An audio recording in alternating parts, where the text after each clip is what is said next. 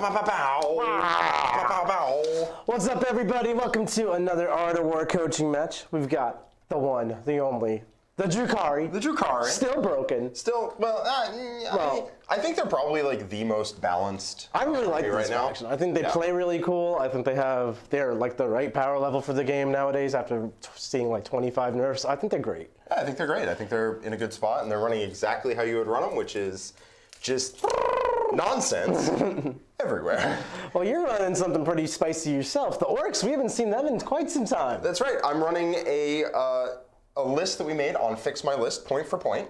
So Brad and I, we got a Fix My List submission, and we changed it, and we were like, here's what I think you should do, and now I'm running exactly that. That's really cool. You're literally taking one of our War members' lists, thank you for your submissions, and then you're going to fix it live on TV, and now you're going to play with it. That's right.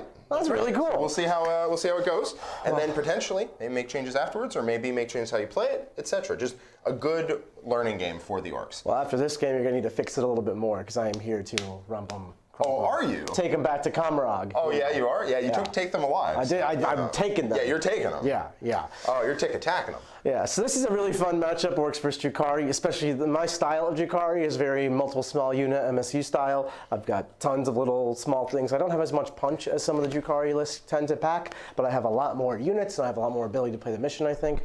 Jack's taking the opposite approach. Oh yeah, you're gonna die today. Yeah, well, he's got one speed. It's called violence. It's called you are dead, and I will accept no other answers here. So I'm gonna be trying to do a whole bunch of cute little move blocks and combat trickery and anything I can do to slow down the pain train and kind of spread Jack out and isolate and destroy while he tries to bowling ball right through me. Yeah.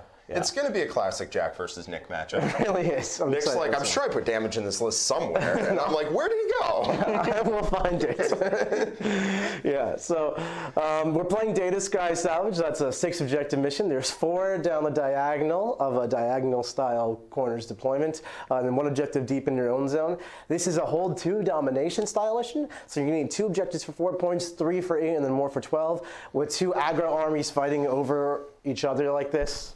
I can't. You're an aggro army? Well, I play the objectives aggressively. I'm not interested in damaging you aggressively, just the objectives. No. Yeah. Ideally, this is like a pacifist run. Yeah, right. You get through the whole game, you don't kill a single thing. I do have a goal of mine to personally win a game of 40K without killing a model. Haven't done it yet. Inflicting a wound? Well, we kill a model. So right now, I think it's going to be a lot of tanking each other's primaries back and forth and really fighting over those objectives, which puts a lot of value on the bottom player turn, because at the end you can kind of just sweep it up for 12 points on primary if you're still here. But then, of course, the momentum is going to be a big factor in this game, too. If Jack goes first, his army is going to be in the midfield, and it's going to be way harder for me to escape it and kind of spread it out and isolate it. Whereas if I go first, Jack's got a lot of value coming in later going second, because I'm not killing everything he's got. And on top of that, not killing anything I've got, really. No, you've also taken some secondaries that are better when you go second, because they check at the end of the battle round. But we'll get through that in just a second. Yeah. First, let's go through our lists, Mr. Snacks. That's right. All right, so I've got a great old Triple Patrol classic Drukhari thing. This one I've actually gone for the same type of detachment, all 3 of them. We're doing Homunculus Covens with Enhanced Sensory Organs and Splinter Blades. So that's ignores cover, which is great on all of my Venoms, I guess, and all of my Liquefier guns. Definitely the Liquefier guns on all those racks. And then it's really nice with the Exploding 6 to hit in melee for all those racks too. It kind of gives them some oomph. So for HQs, I got Drazar, he's the Warlord in this one. I've got an Archon with Fight Last and the Animus Vitae Grenade. And then I've got Succubus. She's got Quicksilver Fighter for more attacks, Triptych Whip, even more attacks from her drug. She slaps real hard.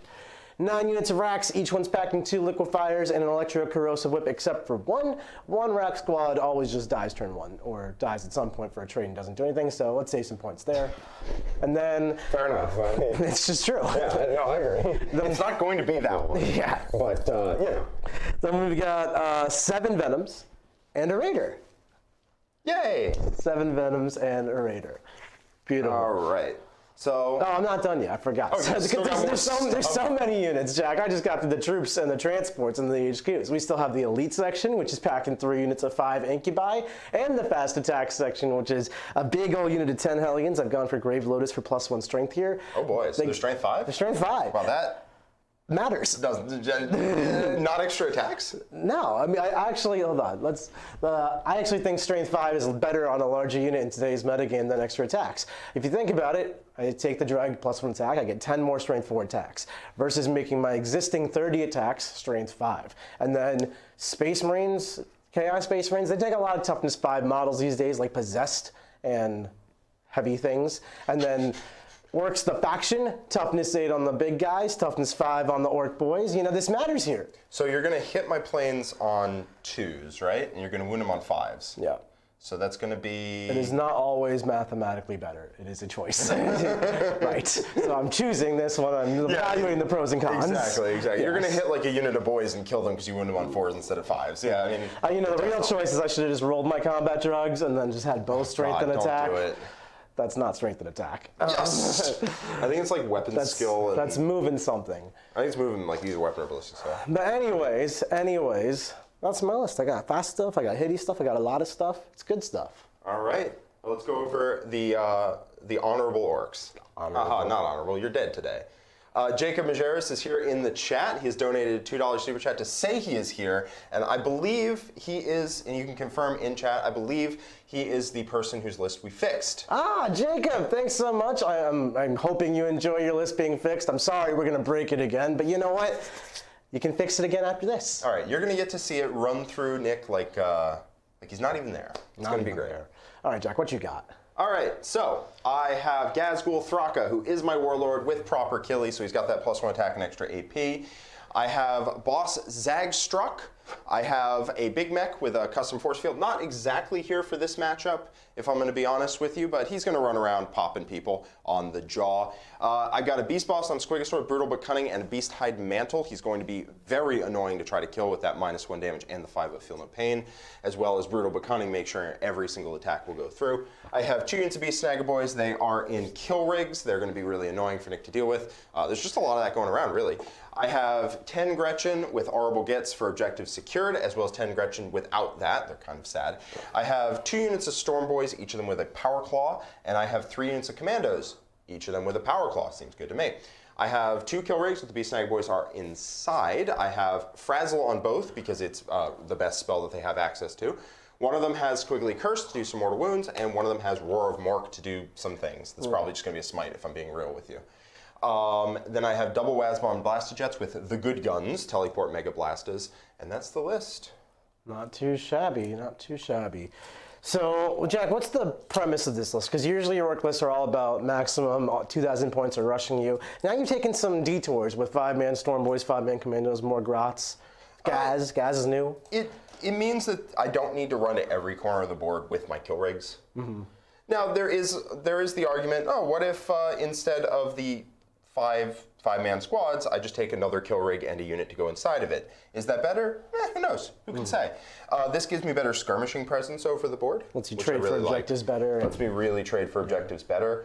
I think if I were going to a tournament, I would it depends on the terrain format. GW format, I think this is probably a little bit better. Yeah, this player plays the GW style. Player plays triple kill rig is a beast. Yeah, you think so? I think so. Mm-hmm. My list is pretty much designed just to figure itself out. It really plays 40k by that regard. Like, my plan is I have 9 troops, so I'm going to stand on the objectives and hopefully beat you on primary like that. I have a lot of movement shenanigans through Drukhari. That's one of their strengths. They're so fast and they have so many stratagems to allow better movement opportunities.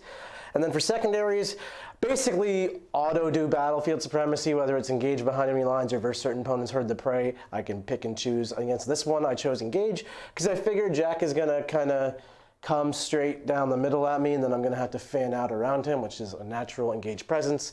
I could do herd the prey and just try to keep him on his side of the board, but that's a lower score ceiling. If I can keep him in just 2 quarters for the entire game, I'm not penning him, and he's penning me in.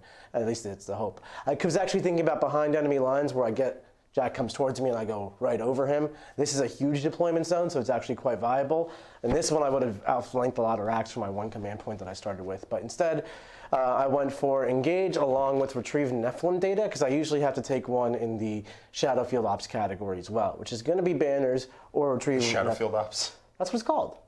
Shadow Ops, but yeah, continue. You have a Shadowfield on your Archon. Shadowfields are going to be, there's Shadowfields out there. There are Shadowfields out there. You can't take that away from you. But so banners or retrieve Nephilim data is pretty much the choice my list makes. Banners is great when I can be defensive, force people to come at me. That's more of a herd the prey synergy plan. Since I'm going for engage, retrieve Nephilim data really made a lot of sense there. So with my singular command point, I deep struck 5 racks with no weapons, so they can just come in and do the retrieve data, and then I don't feel bad about shooting their weapons or trying to declare a charge because they suck at it. Because you won't. So, Dalton has a great question here for you. Are you trying to play Harlequins with your Drukhari? yeah, absolutely. And then the last one typically does have to be a killing secondary because I don't have Shadow Seers to do the Harlequin trickery. A lot of times I feel like Drukhari do Harlequins better, but they don't have Shadow Seers. So I'm trying to make it up with a little bit of offense. I do have Take Them Alive, which I take in here, which is basically up to 5 points per battle round, which sounds like a lot. You get 1 point for every unit you kill in close combat, and then you get 3 points for every monster or character you kill in close combat. So it's like better Assassinate if you think about it, because you're going to get 3 points for every character. This is 3 points plus points for units. And Jack has a weird relationship with Assassinate where his characters are very tough to kill, but running straight at me. So I should kill them, some of them, a few of them, I hope. But like, if you find yourself getting run over, there might just not be enough time to focus down a character. Because if you focus a character down, you could just table yourself trying to kill it. Yeah, I'm not going to make the plan kill the characters, which is why I chose this over Assassinate. I'm going to kill Jack's army, some of it, whatever makes sense to kill. I'm not going to overextend the table. He's going to come at me, and I'm going to have to kill sections of it to achieve my goals. Yeah. So that's my plan. Hopefully a character or two will fall into the points pocket. Nah, Zagstrick's going to chill back there. Okay, you got a point. I got 3, actually. What do you take for secondaries, Jack? All right, so I may not be able to just run in and table Nick. I mean, as disappointing as that sounds. So Whoa. This is a first for you, Jack, especially against me. You are being respectful of my capabilities here? Absolutely not. But if I table you, I win anyway. So okay. So I took Grind Them Down because you have a lot of random nonsense that you're going to be throwing away, whereas my random nonsense I don't throw away as much. So Grind Them Down is going to be very helpful there. Get to Good Bits is just an amazing secondary, and I plan to try and get a 15 on it. I have 2 units of Giddy Boys, and they're going to try and giddy up the field and giddy up onto these objectives. Giddy up, cowboy. And giddy in them Good Bits. Yeah. There are Good Bits there. Right. I'm going to get them. I'm proud of you. Thank you. And then biggest into best. I mean, I don't think what you want to do is run up the board and have to try to assassinate Gaz. No. Like, defensively killing Gaz, awesome plan. Offensively killing Gaz, terrible plan. So if Gaz parks his behind on an objective and just makes defending one of these 2 objectives his game plan, I'll get 4 points a turn on it. Maybe 5. That's true. And, then it's a good secondary. And you're not going to just jump out and try and kill Gaz in 1 turn. So an interesting thing in this battle is you take and Grind Them Down and, what's the other one, the orc one? Get to Good Bits. Not the Get to Good Bits. The biggest into best. Biggest into best. So biggest into best and Grind Them Down, build check at the end of the battle round, which means the person going second has a lot of control over those 2 secondaries. If I'm going second, I know exactly how many units of Jacks I have to kill. If I'm going second, I can just stand on his objective to make Gaz not score a bunch of points. And then on the flip side, if I'm going first, Jack can pretty much just score those secondaries. So I think overall I'd actually much rather go second, but it is a double-edged sword because the Orcs getting a movement phase before I do just means there's so much more pressure on me. Yeah, a lot more. So I think that's a good dichotomy if you're just kind of hedging your bets going first or second. So which means I don't actually care which one I do. Well, which one would you prefer? Oh, yeah, I'm going to go first and kill you. You're going to go first and kill me. Well, okay then. Shall we? I think we shall. You're not going to use a green dice for a green number? You're right. Green dice for a green number. Purple dice. John has never rolled this die. He only uses it for CP. I rolled it yesterday. John has never. Well, John's very man. This is getting passed around. Okay. I'll go first. Oh, you're going first? How gentlemen leave you. I'm going to purple dice for a purple number here. All right, you just got to beat that. 3, we're going second. I think that's better for the mission overall, although it is a tempo loss. We'll see how much that matters, Yep. So you don't redeploy, I don't redeploy. No, sir. How very honorable, Oh, I forgot to mention, in Data Scry, there's a couple more rules that are in play here. There's a mission-specific primary where if you perform an action on the objective, so long as your opponent isn't on the objective. Now, I have tons of units that are very fast, so I could actually stop Jack from doing the action. But now that he's going first, he can just come and blitz me and stand on my objective. So that'll be challenging, but you get points equal to the number of objectives you hold at the end of your turn in midfield. So it's a really good way to boost up your primary score in a really low point scoring mission on primary. You want to be doing that. And then the objectives in midfield, not your own deployment zone, I remembered. Yeah. The ones in your midfield are sticky, meaning if you control them with an objective secured unit at the start of your command phase, which in this instance neither of us will do, his commandos aren't OBSEC, and I'm not up there, you'll get to control it until your opponent comes and takes it from you. So some bonus value, if we can set that off. Yeah, sure. yeah. Okay, so I'm going to just try and look to capitalize on that tempo advantage, because I certainly don't have an advantage in a lot. I don't have an advantage on like the scoring. We should go through our deployments too. Oh, we should totally absolutely. go for it. So I mean, mine's fairly simple. I put my Hellions right here, my nice 10-man. I put them exactly just under 1 inch from the wall. So with the width of the wall plus about an inch, Jack can't fight me on this side, or fight. He has to be on that side, which is not engagement range. So he's going to go around the sides. In case anyone didn't know, the 2-inch engagement range through ruins thing is gone. No longer in the game anymore. Thank God for that. Yeah. So now we're back to blocking people with charges on the other side. Let's thank God for that, but it's something. So then I block the sides of the ruin with these 2 Venoms, which, I'm not excited about losing Venoms, but out of my army, that is the thing I'm most excited to lose.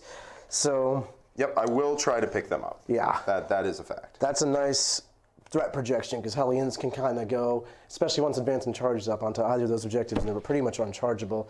Jack could suicide the planes on over, get behind me. I had a thought of lining out a bunch of racks, because 3 of my squads do have to deploy. 1 I put in reserve, 2 are on the table here. But they could be spread out in such a way, like so, to really prevent Jack from landing planes behind me. This would prevent him from getting here and then shooting backwards into my Hellions, which would be great. But I honestly kind of want to invite it, and this might be a mistake, but this is my theory with it. I want to invite it so that way I can just get the planes out of here. I would pop lightning fast reactions for 1 command point. I'll get 1 command point at the start of his turn. So he's hitting me on 5s. It shouldn't kill the whole unit. I have 6 up invuls for something. And then whatever the surviving Hellions, the Reavers, plus all of the liquefiers that are just floating in my deployment zone go ham on the planes and hopefully remove that threat from the table. I'm willing to take that trade if Jack goes for it. Yeah, I'm not going to. Yeah, I'm pretty sure you knew I wasn't. No, so. yeah, I invited it. He said no, thank you. Nick and I have played 40K for 10 years. At this point, he knows what I'm going to go for and what I won't. Other than that, I pretty much just, I put 3 Reavers here, kind of stationed also in that magical unchargeable spot, blocked them with Venoms, Raiders in the back. I have Drazar with 2 Incubi and the Fight Last Archon here, so there's a lot of combat in this package with the Raider and 1 Rack Venom over here. A lot of Rack Venoms over here with Hellions and the Succubus, so I kind of have the Witch combat portion and the Incubi combat portion of my army. There's also 1 Incubi here, which could go that way pretty quickly or help support this way. Yeah, I'm just treating this as like a big question mark field of random Drukhari units. It's Drukhari stuff, Yeah. This is the no-go zone. That's what I'm trying to create. Strategically, I'm probably trying to use this ruin really well and this ruin. This is a pretty funneled area with objectives that are easy on my side. So I'm going to try to establish a presence here and then kind of work to contest these ones and see how the game progresses. Although if Jack, now that he has agency in the game, if he goes like double kill rig this way, I may just flip the script, trap the kill rigs on that side of the board and start turning into Dawn of War where I'm only playing against half of his army. That's the speed advantage my army will allow. I can try to separate Jack out and isolate half of it. Yeah, we'll see. I'm going to try and prevent that from happening.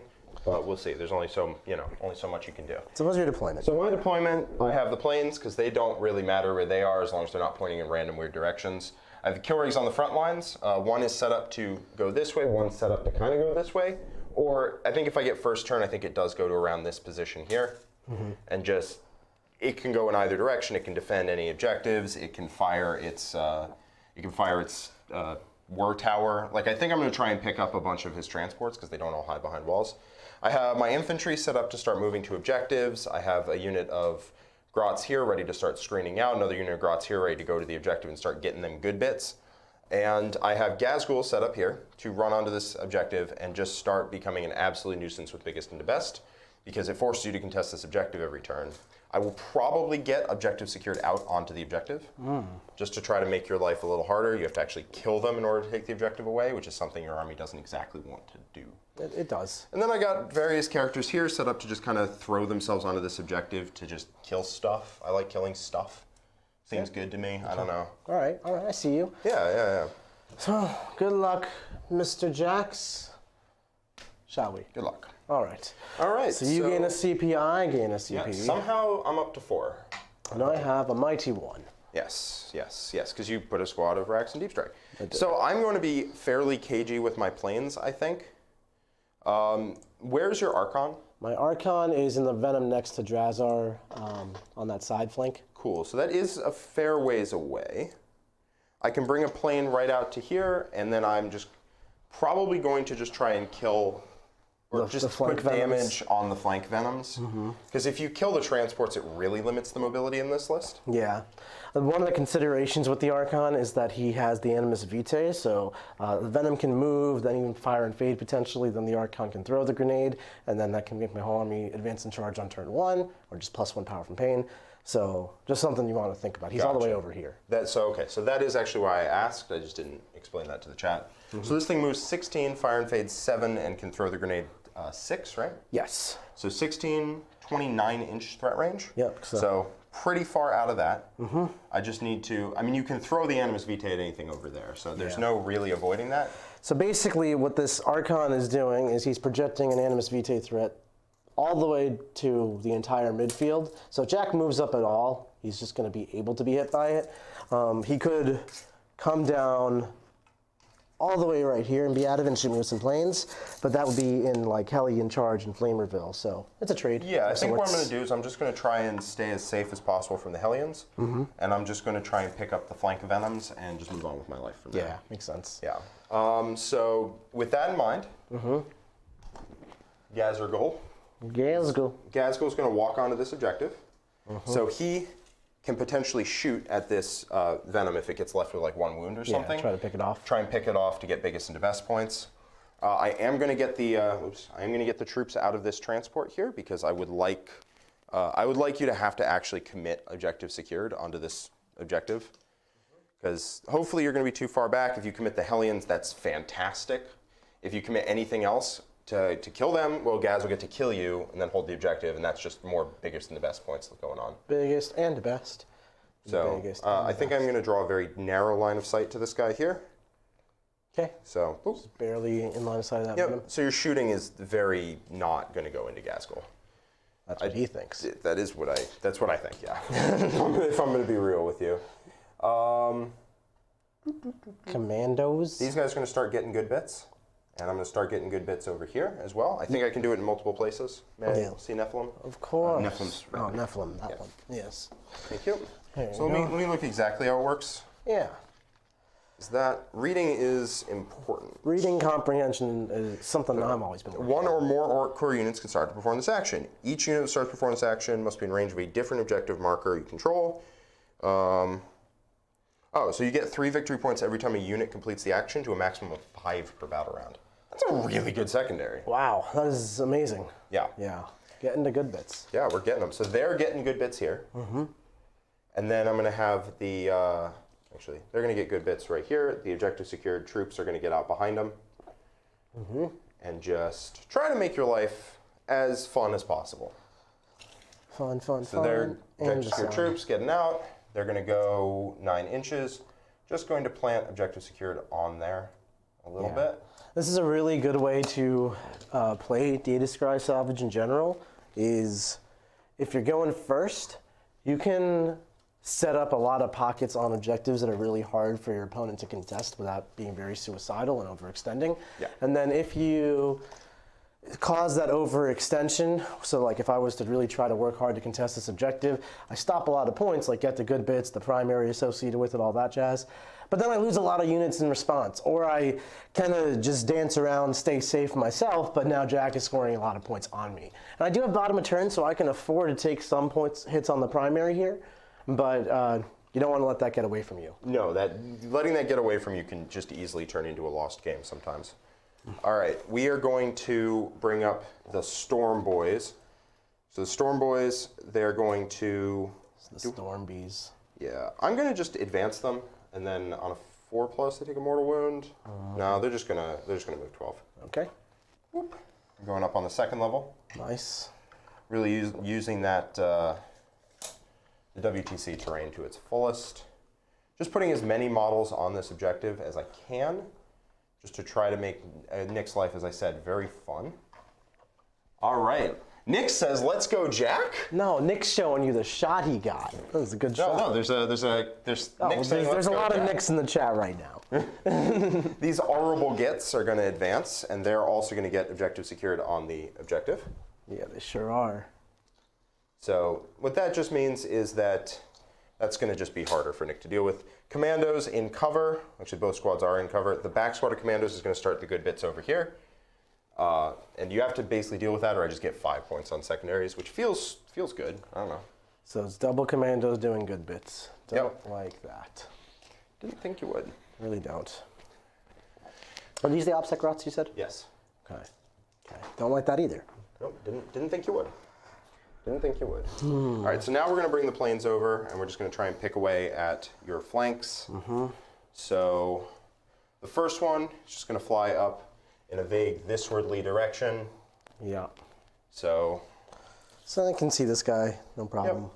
What's it got, 36-inch range? 24. It's got like 48 on its big gun, so that might go in here. Yeah, big one can do whatever. That might go into also these Hellions right there. Okay. Yeah. I don't know. It hits on like 4s or whatever. That's not the worst. No, it's not the worst. It's D3 shots, so it's like only going to do so much. Yeah. And then this one's going to go here. I mean, to get the charge, you have to roll a 7. Don't love that, if I'm being real with you. And I love to be real with you. So, we're going to just drop it exactly 24 away. So lid right there, yeah. Right there. So, lost my storm bees. You can't lose those. Oh, I'm losing my storm bees. Oh no. Oh God, this is the Party foul. Pain. Fumble train. Oh God, we're in the fumble dimension. You don't want to be there. No, that is the last place you want to be. All right. All right, fine. If you don't want to take cover, I can't make you. Well done. Yeah, we're just going to put some guys there. Then these, I got to decide what I want to do with. They got out. So 1, 2. I like that they got out. That makes them so much less potent. They're over there. Yep. They might get back in next turn. But yeah, for sure. this guy is just going to motor out to here. Because I'm pretty sure if you commit Hellions to it, that's just not fun. No. But that's where strength 5 matters. That is where strength 5 matters. Wounding on 4s instead of wounding on not 4s. 5s. 5s. Yeah. Yeah. I could stay out of his Grenade range, but that feels pointless. If you throw your Archon up, I'll kill your Archon. Yeah, if my grenade scares Jack from going on half of the table, I am great with that. Yeah, that's just strictly speaking not happening. Okay, we're just gonna go. So is he advancing? No, he's gonna stick back. Okay. But he's got 24-inch range with his auto-hitting las cannon nonsense. Which feels strong. I don't know. We're going to stay in the terrain there. We're just going to draw a line straight to that guy right there. Yep, nice and easy. Yep. It's easy to get within 8. Whoops, I'm dragging the terrain with. Easier within 18 for Smite, just to try and make it a little more annoying. That guy's going to advance. Oh, good lord, he's going 10. He's going places. He's going. He's giggity going places. What a All right. friendly. Within 3 inches of both. Just planting that guy down, making him really annoying. I've got troops in this transport, so can make this just not fun. I think these storm bees are going to stay here, and they're going to do the action on this objective here to get me 3 points. And these non-arable gets are going to just start spreading out because somebody's got to stop these. Somebody stop the madness. Somebody stop the deep striking insanity of the racks. The rack attacks. Yeah, you can't have the rack attacks just go and rack it willy-nilly. They will. Oh, they will not on my watch. They will. So is someone doing the action for Data Scry? Yes, it's the Storm Boys. Storm Boys, okay. Storm boxes. All right. So Storm Bees. Are we on the damage part of your turn? Sebastian, every unit doing good bits must be on a different objective. That is true. It is the commandos here, and it's the commandos here. So 2 different objectives. Sure he does. Yeah. All right, so let's do a little psychic action, huh? All right, he's going to smite that vehicle. Okay. Are you ready? I sure am. It did not. Yep.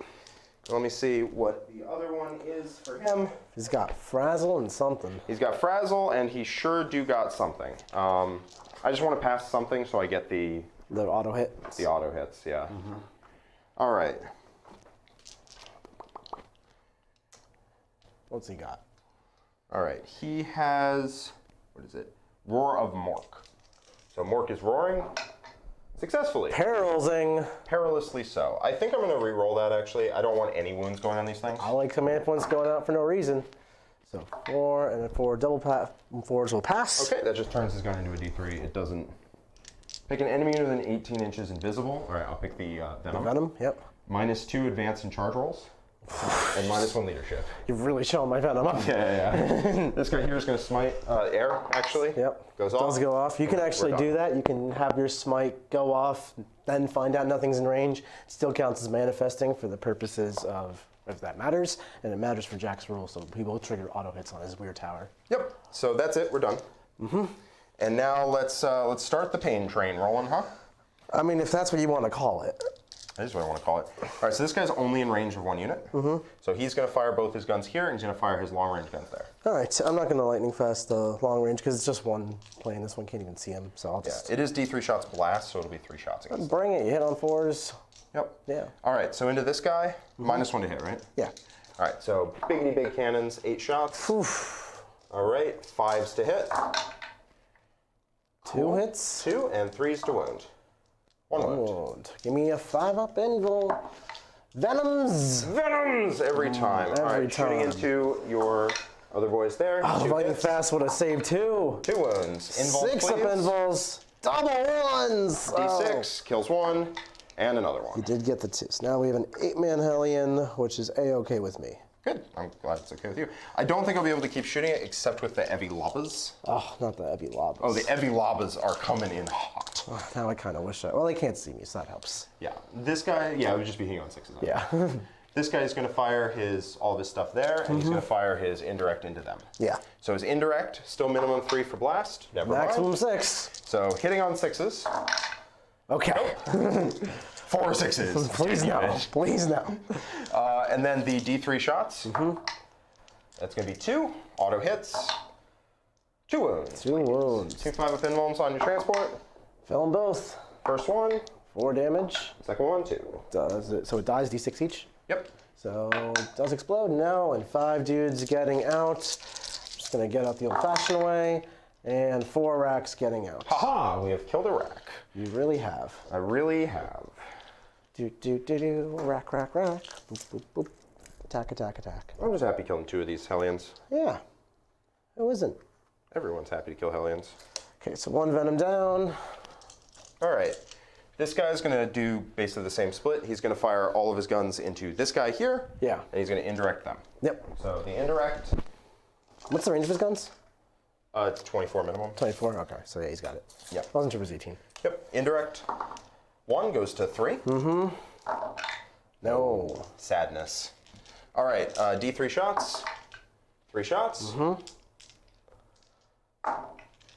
wounds. 2 wounds. 5s. 1 5. D6. 3. I like that. Still alive. 3 wounds. The left. stick of cannon hits. -1? Because, +1 to hit your vehicle. -1 for this.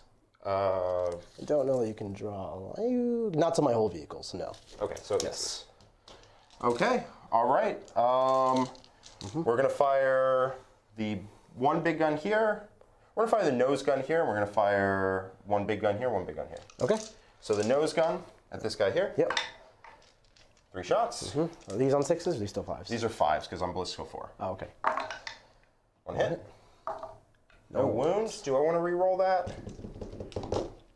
I got 2 random CPU rolls out of No, we're good. D6 shots into that. 5. Brutal. Hitting on 5s. 0 hits. Nice. Into the other one. 3 shots. 2 hits. Oof, not nice. It's the duality of man. 0 wounds. Nice. And Gaz is going to shoot here. Oh, not Gaz. Not like this. Oh, yeah. Yeah, 16 Gaz is shots. exactly This is like what he's made for. 1 hit. 3 hits. 3 hits. Could do 3 wounds. It 1 won't. 1 5 up. No, down to 2. Woo. Hell yeah, brother. Hell yeah, brewskis. All right, that's about it.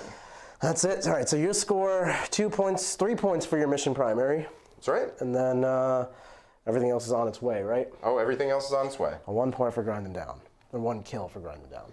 Yeah, grind them down this turn is not really... I was hoping to kill a little bit more. Well, one's going to be challenging for me to answer unless I really get some aggro going. So Yeah, we'll see. You do have to get a little Aggie on me. We'll see. That's not touching turn. Okay. All right, so let me go pencil in the score, and you can start your movement. I'll go up to 2 CP as well. You go up to 4 again. Yep. Heck yeah, brother. And let's think about how we want to respond to this. So Jacob asks, how do you think Orks versus Votan? I'm really not sure. I don't think Orks love just getting shot. So that's kind of what Votan do. So we'll see. We'll test out all kinds of things into Votan, and we'll find their heel, their Achilles heel. Mm-hmm. So get to good bits. I haven't finished yet. Biggest into best is still on its way. Grind them down is on its way. And we got the mission primer. 4-3. Jack's got some interesting stuff going on this flank.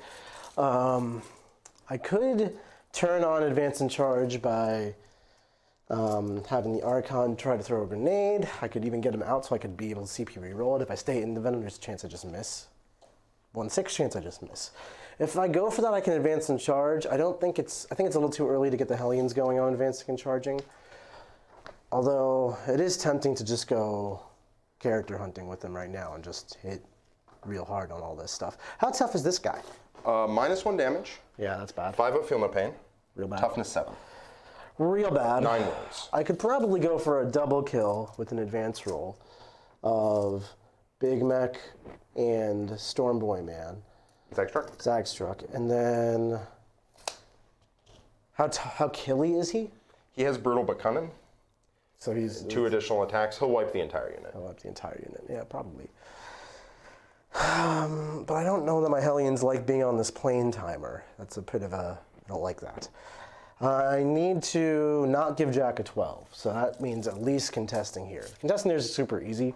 It just means putting 2 models on there. Probably 3 because I want to get the point for holding it for Data Scry. You do a bottom of turn, so there is a certain amount of waiting that can happen, but Definitely. I think too much waiting is an easy way to lose the game. I would agree with all of that. But it's like one of the easiest. So like if that's what you want to do, like it's pretty easy to do. So the question is how much aggro do I want to get? Because my flamers are not good into the kill rigs, but you know, enough shots you will roll 6s eventually. Wish I was strength 5 for this. I do need to start thinking about getting behind Jack and really causing him problems. So if I do go for a grenade play turn 1, what would it look like? The Archon gets out and moves 11. He can't advance and shoot, so is he within 17? No, so I have to do it from inside the Venom, which means I don't have a reroll. So if I just go for the thing and I screw up a hit roll, then my Hellions are just gonna die. So that sucks. Makes me want to wait 1 more turn, then I could just get them hitting on 2s, which would help. And oh yeah, hitting on 3s is a big problem. I think it's a little too early for this. But my thought is if I have my racks go on this objective and just stand there, hold it, R&D this quarter, hopefully I don't roll 6, and that's really easy, that's natural, that's done. They're gonna get killed by something over here, like guaranteed. Unless I do some move blocking, but there's a lot of infantry in this which can just Kool-Aid man through the wall, and then Flyboy can fly, so I hate him. Why do you hate him so much? Really hate him. He's nice. I wanted to station up a little bit in this ruin turn 1, which can't really do at the moment. You can put 1 obsec model here and then move block me like that. Yeah, I definitely, there are ways I can definitely take this objective from Jap. I'm trying to think of the best one here. Another thought I have is this Raider could advance a little bit, stay right here so it can tag through the ruin to see Big Mech Man. How tough is Big Mech Man? He's not that tough, but he's also not like important. Nah, but he's a character. He is a character, so if you kill him in melee, he's If you kill him in melee, that's true. What is he doing for your army? Nothing. Nothing. He's a defensive invul when you need it. Against shooting, specifically, right. which you don't I don't do that. Yeah, you're not about that life. Perhaps I shouldn't have been so aggressive and let you get the 3 points on a character kill, but whatever. Like if we're not having fun, what are we doing? I think these guys are just going to move 7 and attempt. Well, they might not attempt rods. I'm going to have someone who's a little bit larger do it, but they'll definitely set themselves up for it. He's toughness 5 with 5 wounds and a 4-up save. Barely on the objective here. And a 6-up invul. Toughness 5, 4 wounds. Toughness 5, 5 wounds. 5 wounds, 4-up save. 4-up save, 6-up invul. It's unnecessary for me to try to kill him like now. It really is. So I think the Venom party wants to stay around stay back here and just threaten some charges in a bit. So Draz and Incubi will come down here. Okay. Now you could advance and I need to get my move blocks right. Yeah, you can't mess up the move blocks, Yeah. because that is another way to lose the game. So So Black Onion asks, while you think about that, how well do you think Orcs will play into Votann? What shifts in Orc lists might be needed for the matchups? Can kill rigs stay with how fast they'll get shot off the board? I do think kill rigs need to leave the lists against Votann. Big units they can shoot are exactly what you don't want. So probably like a Death Skulls style list with a million little infantry units running around could be good, because they won't see them until after they've taken their objectives away. That could be a good way to do it. Planes probably aren't the way as well. I mean, they don't reroll anything, so like that helps. Like no rerolls to wound helps. I'm not sure. As I said, we're going to test out. We're going to test Votann. We're going to find exactly what weaknesses you can exploit, because every army has them. So a couple options for dealing with this stuff. I could send like the Raider right here to move block, along with like 5 dudes to OBSEC steal it and potentially try to character kill this guy with a charge. Okay. But I don't want to go for it this early yet. So probably just looking to move block and position up here, hold this one. I would love, and I really mean love, to kill the 5 commandos out of this thing, because I want to reduce the number of people you have to use get the good bits with. To do it would require rolling. They just have Toughness 5. toughness 5, 6 wounds total. 6 wounds total. So it's deeply unlikely shooting gets them. It's not. I could have put them in cover, and then they have a 3-up save. I ignore cover. I never. Yeah. Anyway. Well, good thing I didn't. Good thing you did. I could put 4 d6 flamers into him pretty easily, plus a venom, and the venom always wins on 4s. I think that would get him. It would require me to be within 12 inches of them with both units. But you're on the objective, and if you leave the objective, then you're not doing it. So I'd have to be like over here. So I'd have 1 over here and like 1 like right up on top of you. Yep. So the commandos that are doing it are that unit right there. Oh, this is the unit. Yeah. Oh, those are just beast snipers. These are beast I snipers. see. So it's harder to get line of sight to them than I thought. This is a challenge. Going first in a mission where going second yields points means you need to put interesting problems on your opponent, which is what I'm trying to do. I'm also trying to threaten as many move block avenues as physically possible. So if I use too many resources trying to move block. Yeah, if you block every move block angle with like a unit here and a unit to OBSEC and a unit to shoot and a unit to shoot and a unit to OBSEC, then it's like, all right, cool, I get to kill 6 units without actually having to move forward. And like... You don't want that. You nick with what, 22 units? Yeah. Yeah, you don't want that. You don't want to lose like a third of your army turn 2 for no reason. So I could enhanced ether sail this raider all the way over here, and then put the Reaver jet bikes here, and that would pretty much move block the Beast Snagger boys from going anywhere relevant. That would keep these racks safe on this objective unless Stormboy Man goes for it. He might. He might, but then yeah, that's your prerogative. That's life. that's what you can That's do. life. Then I just have to put a couple more vehicles on this objective. This would also keep me from getting surrounded, because one of the problems with Venoms is that they have such a small footprint, they're like such a tiny little model, that you can surround them with like 7, 8 orcs really easy and just auto trap it. So I don't want that. Yeah, a 10-man unit can really just make a vehicle. Like, I can also kill something else and then trap the vehicle and prevent the contents from getting out, which is one way to deal with like Drazar and his Incubi.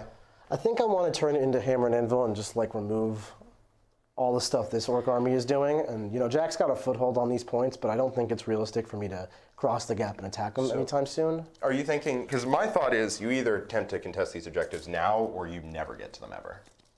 I don't think I have to get to them ever. Okay. Because I think I'm beating you on primary as long as I don't get myself tabled and I keep contesting open as an option. And I think keeping you off, I think it's too much resources lost on my end to contest these objectives. Okay. To, you know, over the course of the game, I won't be able to keep up with resources. Yeah, that's fair. Okay. So I'm going to spend a command point down to 1 to enhance ether. Actually, maybe I don't have to. Maybe the Reavers can be that side. Reavers go, what, 22? No, 26, 30, and 28 in my army, because I bought Hypex for them. Oh, so they go 2 inches further, right? So they're base 18 and they auto advance 8. They are advance 8? Yeah. So I they're could fast. spend 2 CP to fly over a character here, but I don't think that's worth it. Was it to do like D3 mortals? Yeah, D3. Yeah, that's whatever. It's not D3. It's a 4. Every 4 up is 1.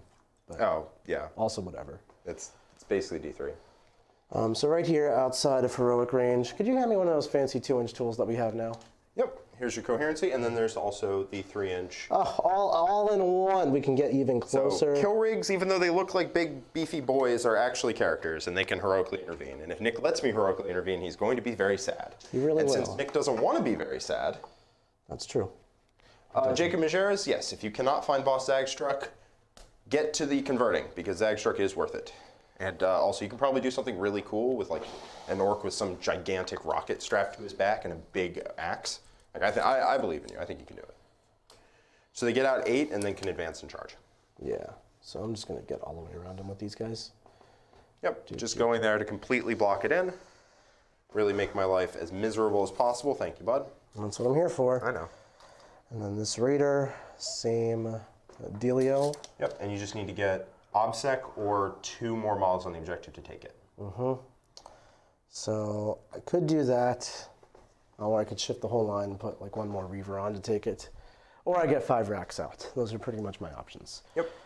Because you're not going for kill, you're going for contain. Yeah, definitely trying Kill to can go wrong. trying to establish some presence and wait for my army to get a little more powerful. This is why we say movement wins games, because nothing Nick is doing relies on a dice roll.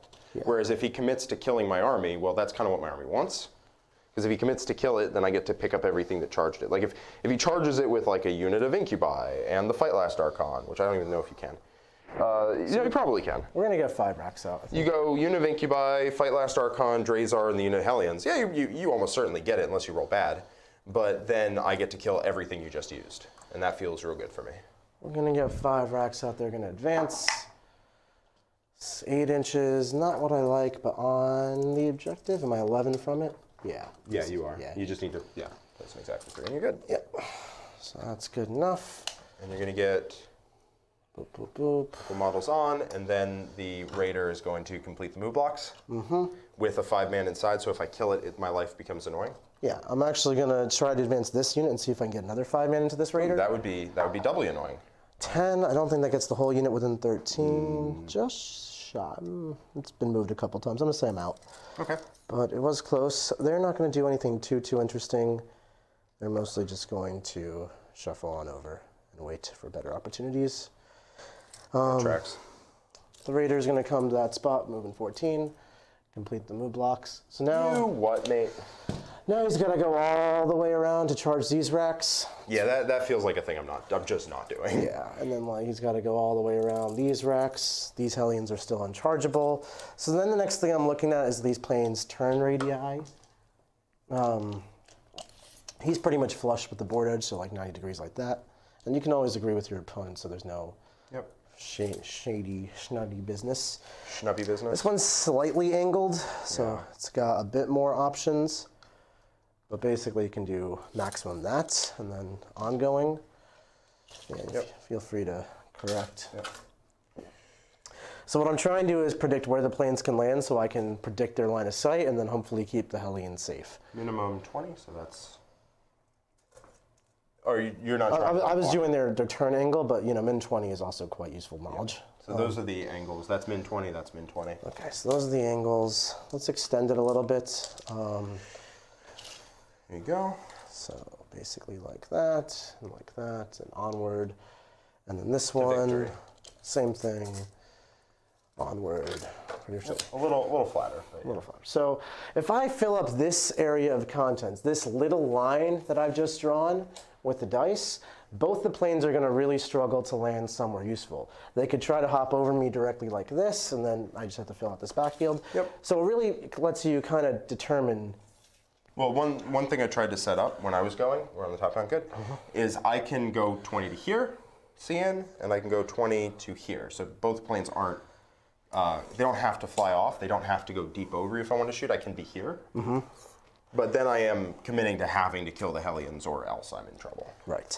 So I could actually get like 5 racks out of this Venom that's going to die, and this Venom that moved, there's 2 ones left, is really going to die, and use that to kind of be the sacrificial units for that. Now I also want to get engage this turn. So that's probably going to be a good use for this Venom. So let's measure out that. Yeah. So if you're playing against a faster army that can determine this sort of thing, like they're gonna, like Harlequins are a good example. Some Eldar builds, Harlequins, Dark Eldar, very, very fast, can be in a lot of places, have a lot of units. You want to make them use as many of the units in one turn or as in the same turn as possible. Mm-hmm. So Harlequins, you want to spread out their take your places objectives away from regular objectives. So they have to put as many units in kill range as possible. Here, you want to make it so that he has to use 3 units to block that, and maybe another unit or 2 to block this, and a unit to block where the planes go, and a unit to take my objective, and next thing you know, I'm picking up 7 units. You know, and that's my game plan, is force him to use his units to come to me.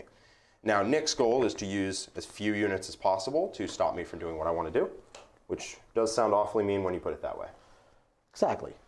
We want to do mean things to Jack. Mm-hmm. That's the goal. Because if I get to just pick 7 units up this turn and 7 units up the next turn, Nick's army's dead. Like, that's kind of just it. Because I've already killed 1, so it'd be 15 units. You have 22. You're left with 7. Awesome. Uh-huh.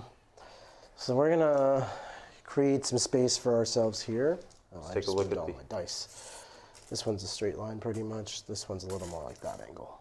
That's what we determined. So this is my engage marker right here. If I cross this line with something, I'm good for engage. That sounds like a half-dead... It's trading for points, but that's the 2-1 Venom if I ever saw one. Yeah. Half-dead Venom, 2 points. There we go. This one I actually think lets me... I'm going to move these racks. They rolled a 10, so they couldn't get in the Raider, but they can occupy this spot. So I think that's the best thing they can do. Yep. Just prevent the planes from landing. You do have to fill out your backfield there. Yeah. Too. So they're gonna have to do a little bit of a good job here. So this one, it's gonna land right on those racks. This one has a little more volume, or one of the words. A little more volume. A little more volume. Let's bring this Incubi Venom to this little nook. I like this nook because now I have quite the little combat. So I really, if Jack wants to put stuff on these objectives, he's going to die. I'm going to feel it. And if he doesn't put stuff on these objectives, then this stuff is going to get away much more free than I think is reasonable. Yeah, I don't think that's happening. Let me be 100% real with you. I think we'll put another... I'm going to use big green dice for big green numbers. Actually, this Venom might not want to go over there. We don't want to overkill that side of the board because I still need to be able to put pressure on this side. These racks will probably get out. Okay. And there'll be that little move block here that I was talking about so that Jack can't just see into my ruin like that.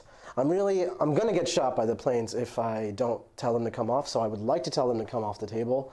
You can totally do that. I can. I'm really considering just doing that. Because this one's pretty screwed. This one's coming off. It's basically just to block this zone out and back. Yeah, I think if you give me that much stuff, I think I'm okay with it, though. Yeah, this one's a little harder to keep off the board. Although they're kind of like the same, because this one could just land in that spot. Although his wings make it challenging. One of my favorite things doing 40K is move block planes, but it's also... It's easy to screw up, and if you do screw it up, you're in a world of crap. Yeah, the other problem with this, I think, is that with the move blocks and the objective contests and the move blocking the planes, I think that's going to take your entire army, and that might tee up more of it for me to hit than you might be comfortable with. Yeah, I may just want to eat the planes, because they're not that devastating. No. So, they hit on 4s, you get invulns. They hit on 5s against the transports, you get invulns. Like, yeah. It's not fun, but like it's not. I just like the idea of taking them off the board, but if it's not there, it's not there. The Venom needs to go here for engage, so we'll just put the racks out. And if Jack wants to go for the racks, he might. Or at least be in trees. I will Evie lob you. So this one's trying to move 20. The front of his base is there, so he can't land. Okay. That's right? Yeah, I mean, there you go. And then he can go like that. He can go like that. Well, hold on. I'll just give it to you here because it's hard to measure in 2 places at once. So basically, if I create this little line. Yeah, I need to be a little further. Well, I don't care if I'm not trying to make the plane go off the board. I'm just trying to take away this line. That level angle? That line of sight angle, yeah. So something like this is probably fine. Okay. Are you going to movement block the center? The center? I don't think so, because the kill rig doesn't do anything on... It could run in here and frazzle, which would suck. Yeah, it probably will if I can. It's probably going to run in, frazzle, and squiggly curse you. Yeah, it could do all that. But again, like you said, I'm losing so many resources. If it comes in here, what do I care? I mean, it'd be annoying. It would be very annoying. For sure. Yeah. I think this guy wants to come in over here with Succubus. It'd be real annoying. What's that guy? This is just 5 racks plus the Succubus. Yeah. Yeah. I think MSU mech armies are really interesting to look at with a lot of transports and stuff. Yeah, they're fun to play. The shell games that you can play are very fun, very interesting. I think we need to leave a Venom here to finish this move. And then these racks need to spread out so that no planes go behind. You do have to say no planes, thank you very much. Yeah. And then they're going to do the data scry action because nothing's going to happen to them. Or they'll have the Hellions do it because they're... Nothing's going to happen to them, he says. They're good. So these racks will do R&D, the Hellions will do data scry, and that should be sufficient. The Venom will block out there. I'm just going to say that I've measured this properly if you want me to spend more time doing it. No, you can definitely block the planes out. Yeah. And forcing you to get the exact micro measurements right is something I do not want to do. Legitimately in a tournament, if my opponent asked me that, I would say no, it's fine. Yeah, seriously. Okay, so then we'll just get 12 so I can shoot you here. You got the guys out of that. Yeah. I got a gun. Guns on this tank. Oh, I see. Yeah. Might as well take the shots if it's going to die. Fair enough. Yeah. Fair enough. So I think that will be sufficient. I've got lots of units still waiting in the wings. This guy can come through. He can't charge the Hellions. A Wog would suck because he can like come in here and really get into me. I don't like that. Maybe I should move block him. But then how would I do that? Yeah, you're kind of out of units that can do it at this point. It would be this guy. He would just do it. Then you don't get engaged. I don't get engaged. Or these guys go to get engaged. No, and then I get the planes there. Yeah, it's like we're at the critical mass and you are out of units to do stuff. So 2 points on engage versus keeping the kill rig in check. I'm honestly tempted to keep the kill rig in check just to buy me time on these fronts because he's got nothing else that can really come down to my side of the objectives. But a kill rig coming over here doesn't necessarily kill it. Doesn't like it. I mean, it does. What am I saying? I don't want to kill rig over there. We're gonna do this. Okay, so no engage. No engage. But blocking. But blocking. 3 inches away, we'll use our handy dandy little measurement. Absolutely. Device, you're good. Except if I spend 1 CP to Ork 6. Which is not a strat that exists, by the way. And this will keep the planes on this side of my walls. They can shoot racks. They can shoot that stuff. They shoot all kinds of stuff. That stuff I don't care about. I just don't want Hellions getting shot. Yes. Okay, let's do my shooting phase. It matters quite a bit. Yep. We've got 2 liquefiers going into this kill rig. Oh my. Yes. Oh, you indeed, Jack. Okay, 6 6. shots. And because you got 6, you'll need 6s. 1 AP2 ignores cover. 5 up. Good. Damn. Yeah. Free wound. Yeah, that would have been. That's a free wound. Raider will shoot his Dark Lance at the kill rig. The one right in front of me. Heck yeah. Hits. Even. Wounds. AP4. Oh boy. You have an invul? Yep, 6 up invuln for being beast snaggers. Well, D3 plus 3 will be 5 damage to Down to kill. 11. I'll take it. That's a good start. We've got, I'll just do it all together, 2 racks inside this one, 2 racks inside that one, so 46 more at it. 46? 17? 17, thank you. 4, 8, 11, 6 more. Should do some damage here. Not like a critical amount, but, you know, make his life a little suckier. 6s. Oh, that's a lot. 6? 5? Yep. 5. And 5 5-ups. 5 5-ups. Okay. 3 more. There's 3 down to 8. Is that half?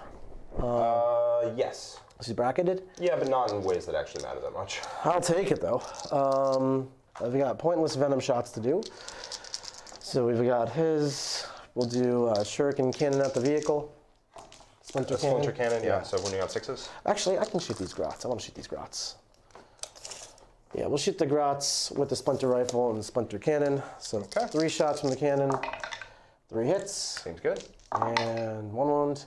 And then the rifle misses. Okay, so I just lose a guy. Yeah. I'll take that.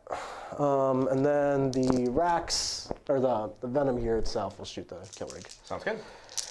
3 shots from the cannon. There's the 6s. Nope. Nope. And then here's the rifle. No. Nope. I would like it if that Dark Lance goes away. You know, I'm happy it connected. That was the best Dark Lance I could ask for. One more point of damage was all. But, you know, he's pretty good.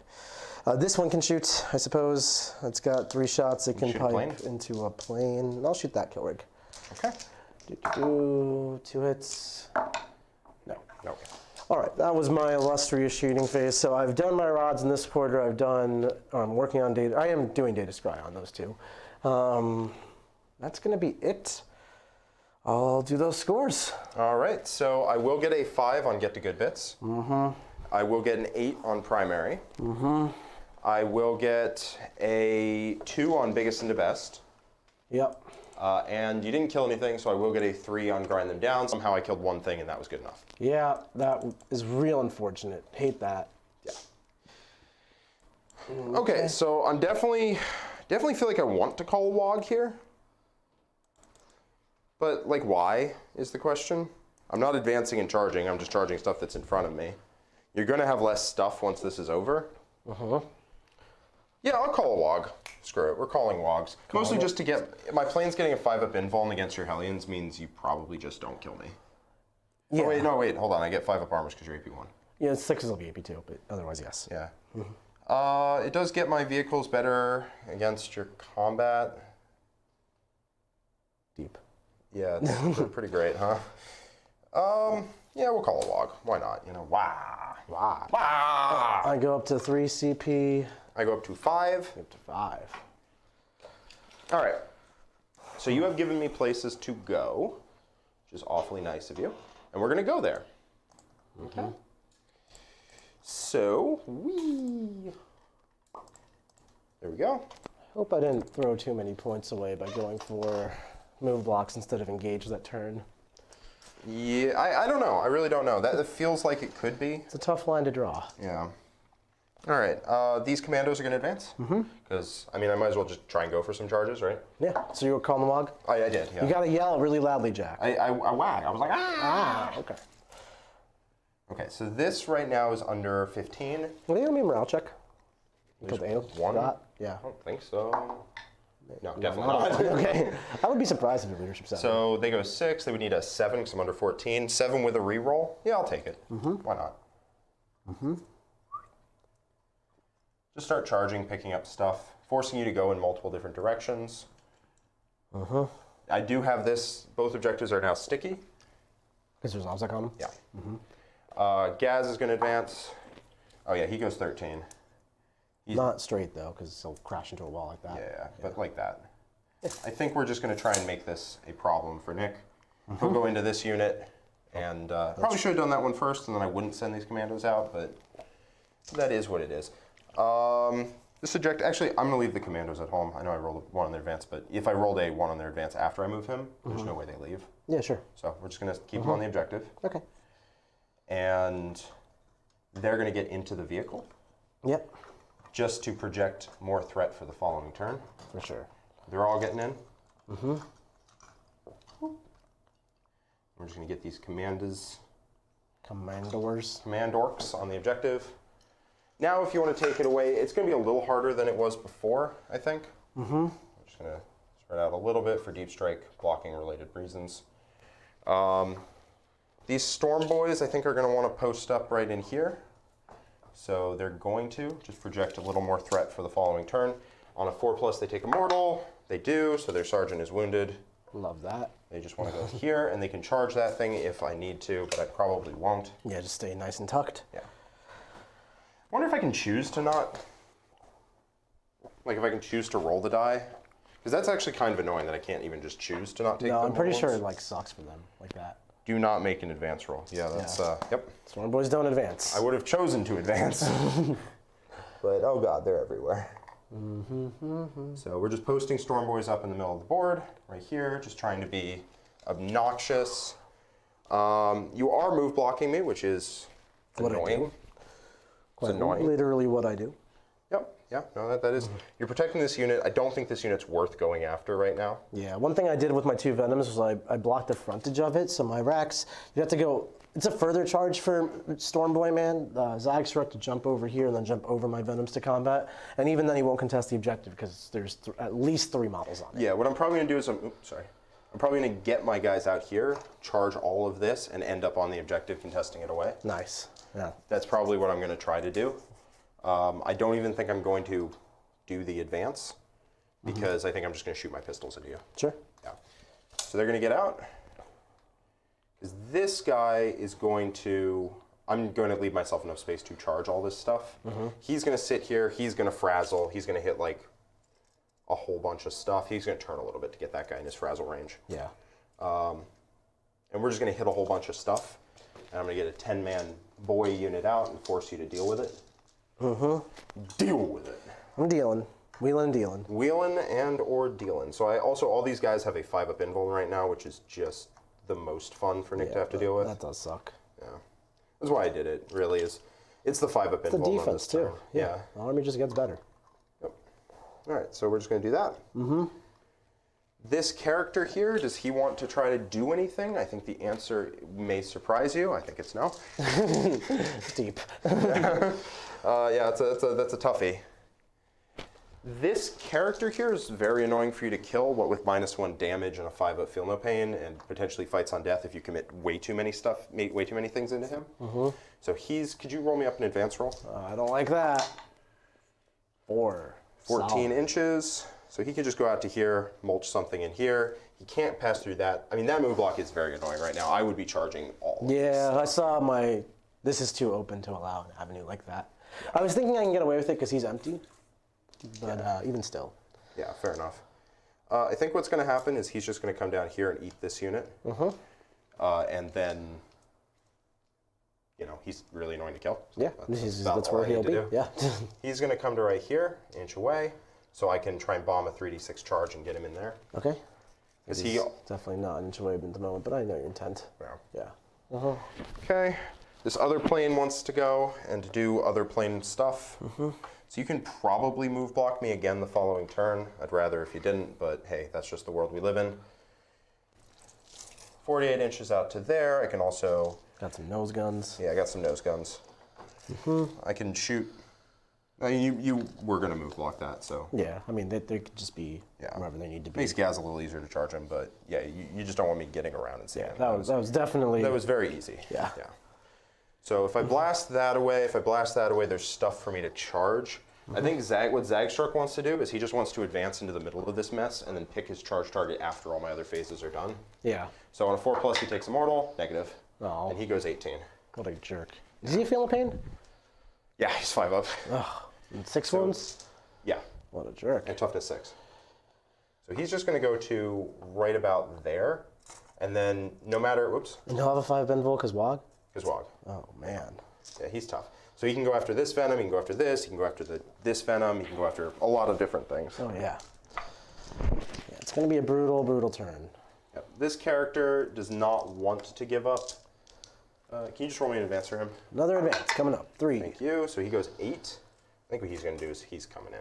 He's coming in? Everyone's coming? No. He is useless. He is so he's useless. going to hang out back Okay, here. as he deserves. Yeah. He's use impaired at least.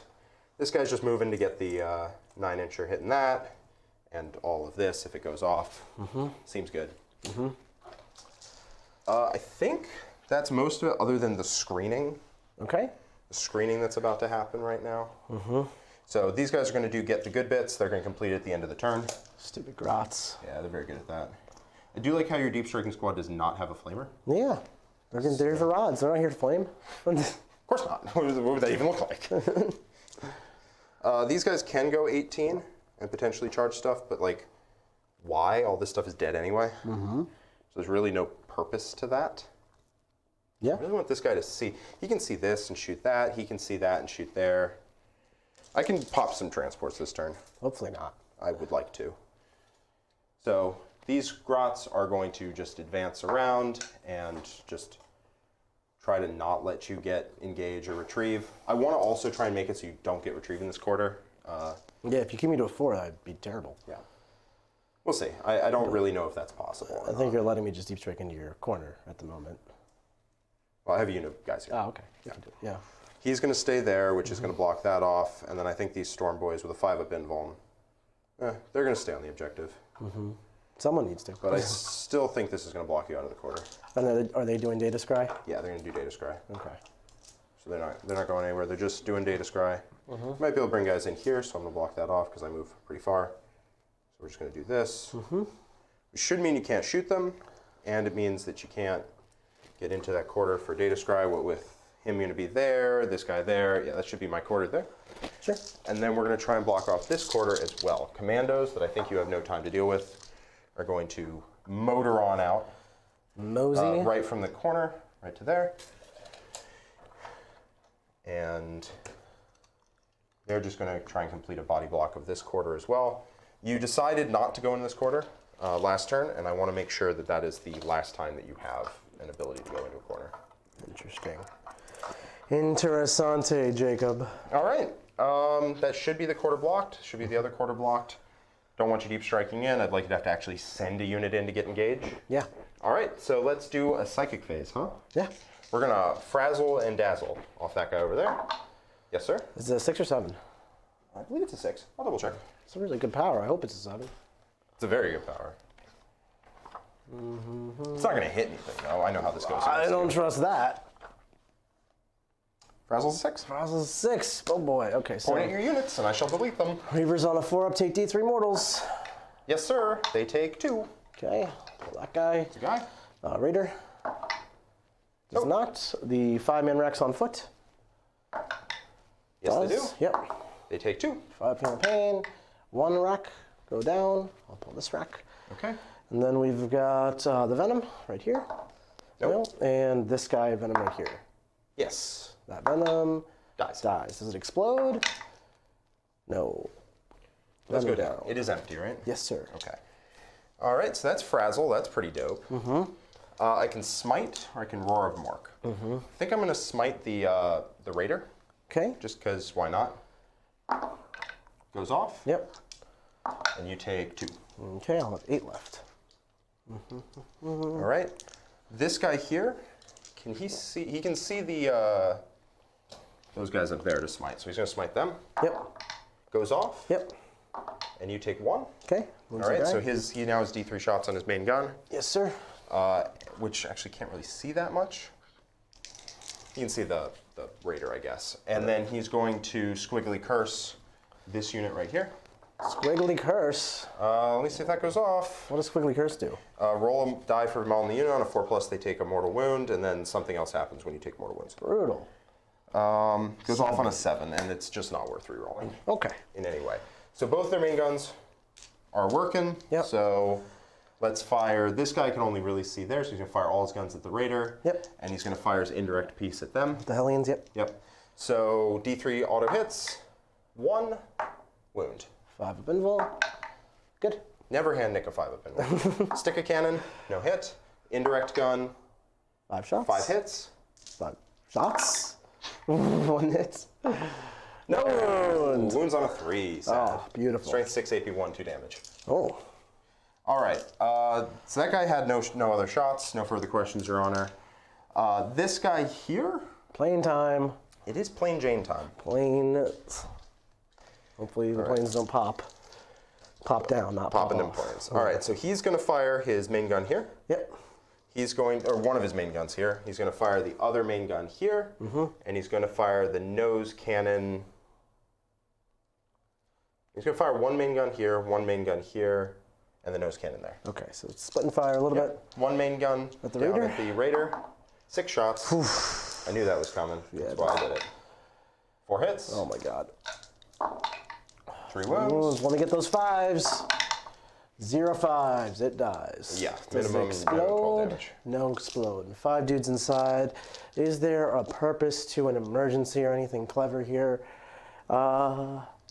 Not really. It's just your orcs are going to kill me. Emergency would just keep me potentially more alive, but there's a Zagstruck right there.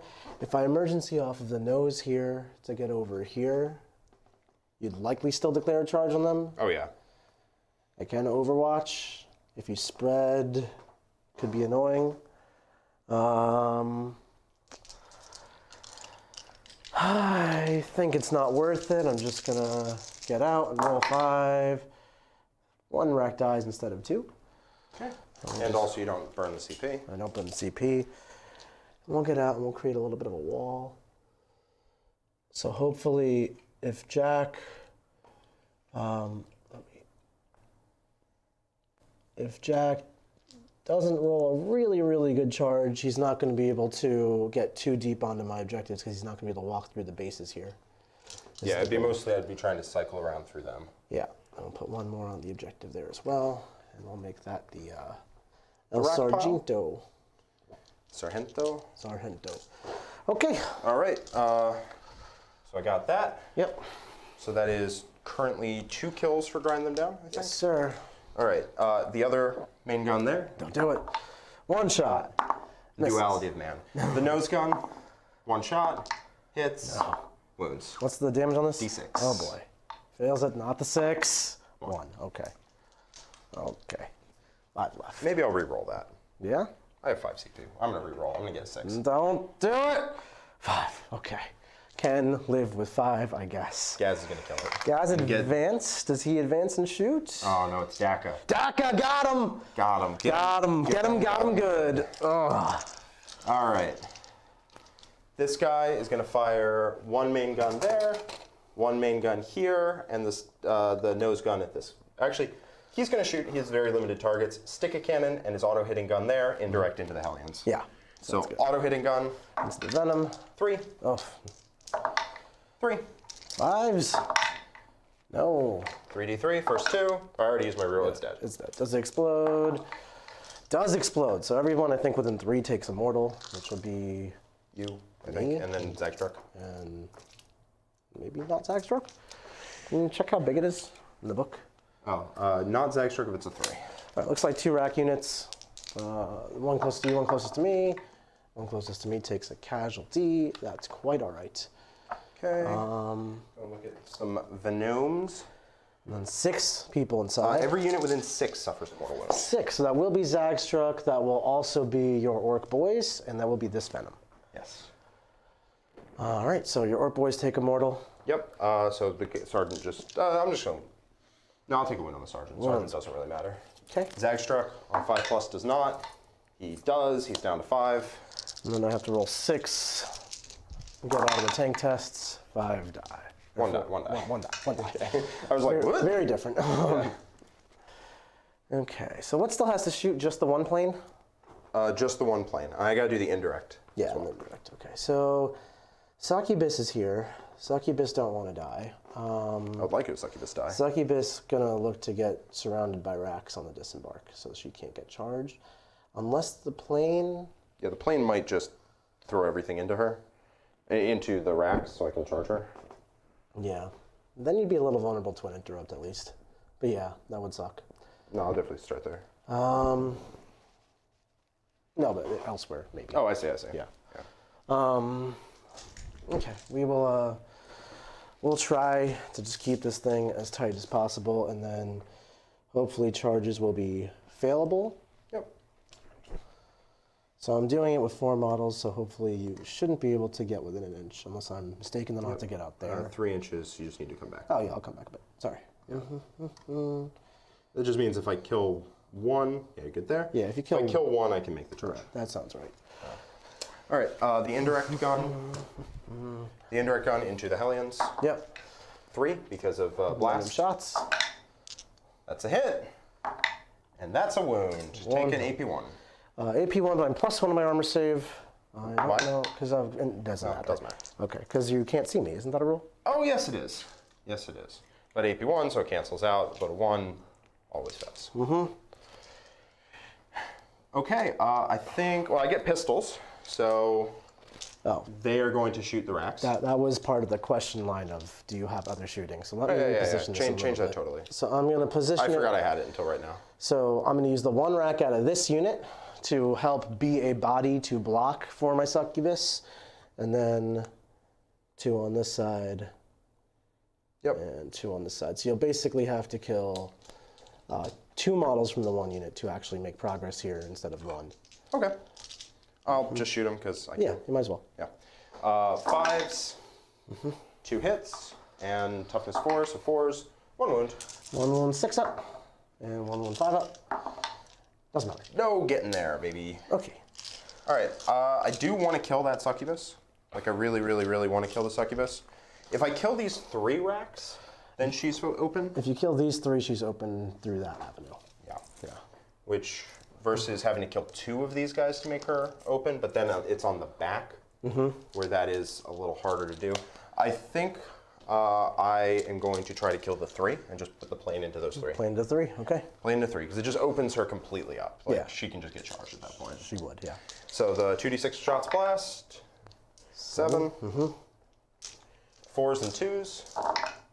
Oh, now he hits. Yeah, now I hit. And then strength a lot? Strength 9. Yeah.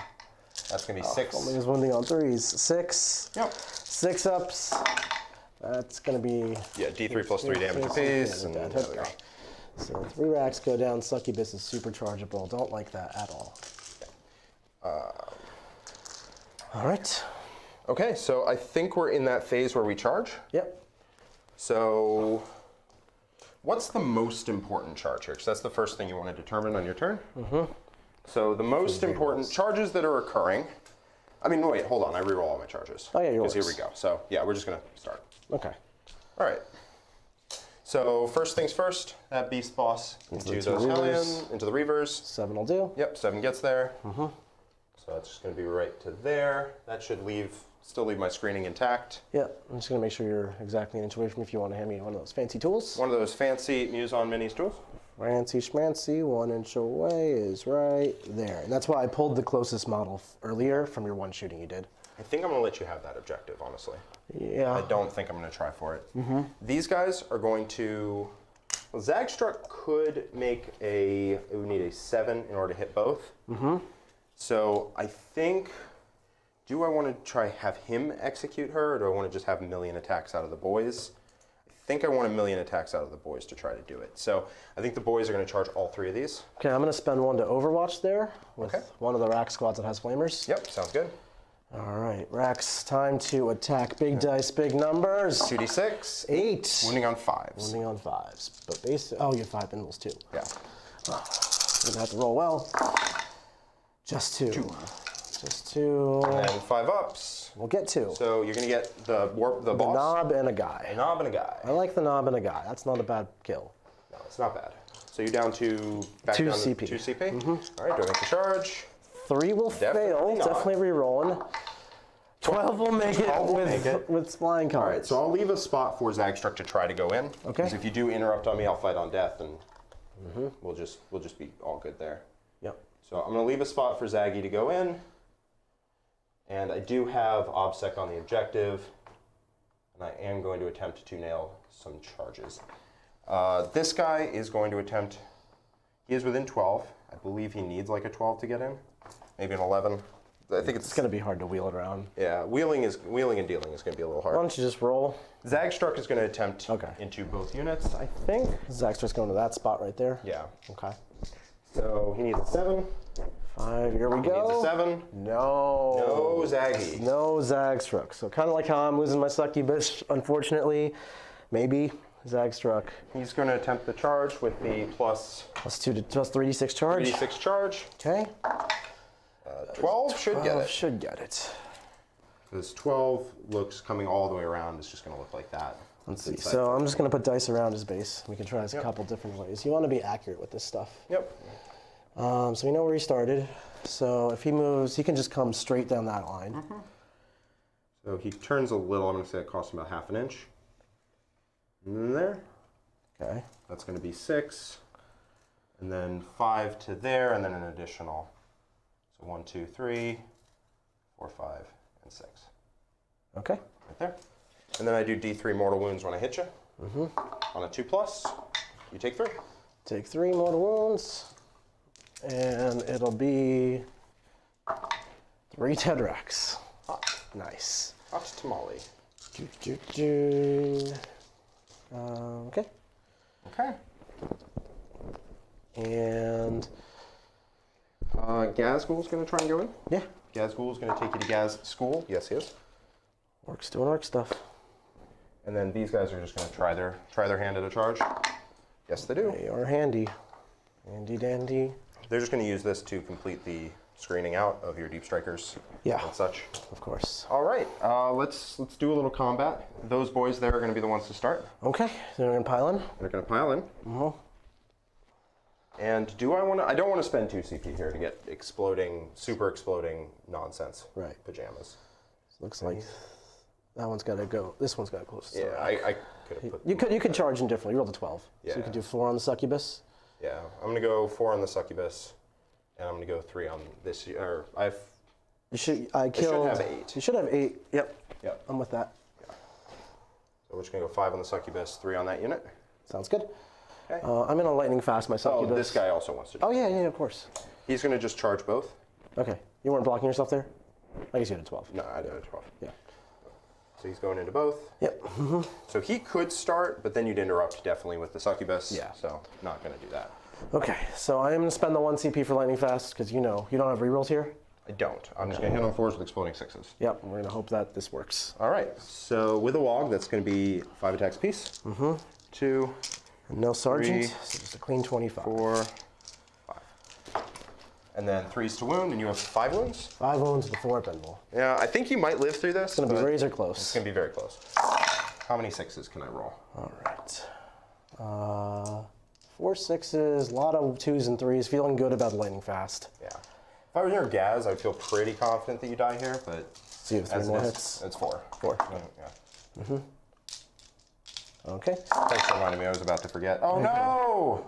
Okay, I like this. This is boding close. 8 saves. I have 5 wounds. Matt says I live, but that's only so trustworthy. Here's Yeah. 4. She takes 1. Here's the next 2. She takes 3. I have 2 saves left. Next one. I'm gonna CP this. You CP the second to last? I don't know. She lives with 1. She lives with 1. No! She lives with 1, Jack. You hate to see You that. love to see it. All right, 3 into the racks. Yeah. 2. Oh, I wound you on 2s. I'm sorry, 6. Why are you 26? Log gives me +1 strength. Oh, do you know how many 2s you rolled? No. Me either. There's some amount though. Okay, here's a couple more. This is a terrible way to do it. Okay, then I'm not CPing it because we don't know anything. All right, so I'll just say she dies and I have a command point. I can re-roll the whole sequence if you want. It matters quite a bit because it's literally a succubus. Yeah. Let's do it. Let's do it right. We'll re-roll the whole sequence. Let's just do it right. Yeah. Yeah. So there's strength 5 because Beast Snagas, and then Wog actually is- Goffs takes them to strength 6, and then Beast their strength 7 actually. Strength 7 from the log. Okay. Yeah. Cool. So 4 floating 6s. Yeah. I still think it's worth lightning fast because if she lives, it's such a huge. It is. It's a big deal if she lives. 5 extras. Yep, that's a 3. Thank you. And then 2s to wound, and then I need a round of good old-fashioned Nick saves.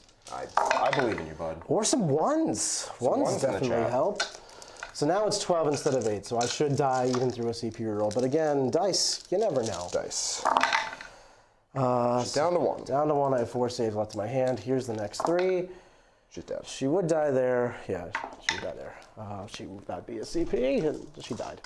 Okay. Then you have 3 into the racks. Yeah, that is why you remember your rules, folks. Sorry about that, Nick. Oh, it's okay. You remember just in the nick of time. I like to remember that stuff a turn later, and then it's like, well, that There's no sucks. going back. Yes. Into the racks. These are 3s with exploding 6s. Yep. So that's going to be 3 go back in. And then toughness 4. And then toughness 4, strength 7, so 3s. Yep. And then 6s and 5s. Okay, they're dead. Okay. So I have a rack left in that unit. And this one. Yep. Nobody going into that rack. No. He got a whip though. Oh, Kill rig gonna go. He's a in. real That's about it. model here. Unless you interrupt, the kill rig is just yeeting me across. Just eating. No, I can't interrupt. I have 1 CP now. Fair enough. Kill rig gonna go. I'm just gonna pile We can away just from the kill rig. speed through these parts. Yep. Kill rig goes. Do you want to Flippy switches more. pull the one guy? I will be happy to pull the 1 guy. I'll pull these 2 guys for you. Thank you. Thank you. Okay. Gaz. You want to roll gas? Yeah. I don't know what he does. It's fair. Yeah, he's just going to go. I know he's damage 4, which only helps so much, because against 1/1 models. Yeah, well, they have 5 and feeling okay. So it doesn't not help. Yeah. He has 6 attacks because of proper killie. He rerolls to hit, exploding 6s to hit, and he's going to wound you on 2s. Okay. And he's got Wog for 7 attacks, right? That's right. Thank you. And then extra hit, and then 2s. An epidemic of 1s. Take 6-ups for me, please.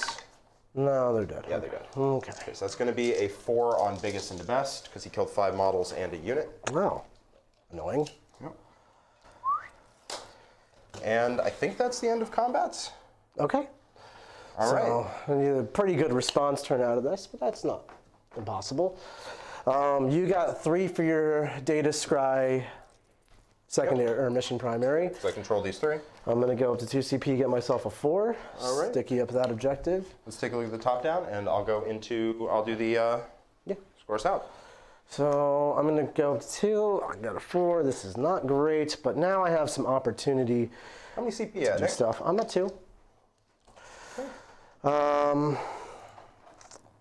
Basically going to need to make some magic happen, but that's okay. We can do that. Good old-fashioned Nick magic. I mean, this is I like when people get super aggro into me like this as a player style thing, just because it lets me just play my side of the game and capitalize on the positioning mistakes that they've made. And you know, it's not necessarily mistakes you've made, but like the board is a board state. Let's try to read it as best we can. Biggest and the best you can't possibly stop because they've already done the things that would get me the. Sure. I'm going to. I'm not going to pencil me in for grind them down yet, but I think that seems likely. Yeah, I'm less concerned with stopping grind and more concerned with actually stopping the number of things in my Did you army. retrieve data with anything? Yeah, I did. I have 1 quarter down. Sounds good. Yeah.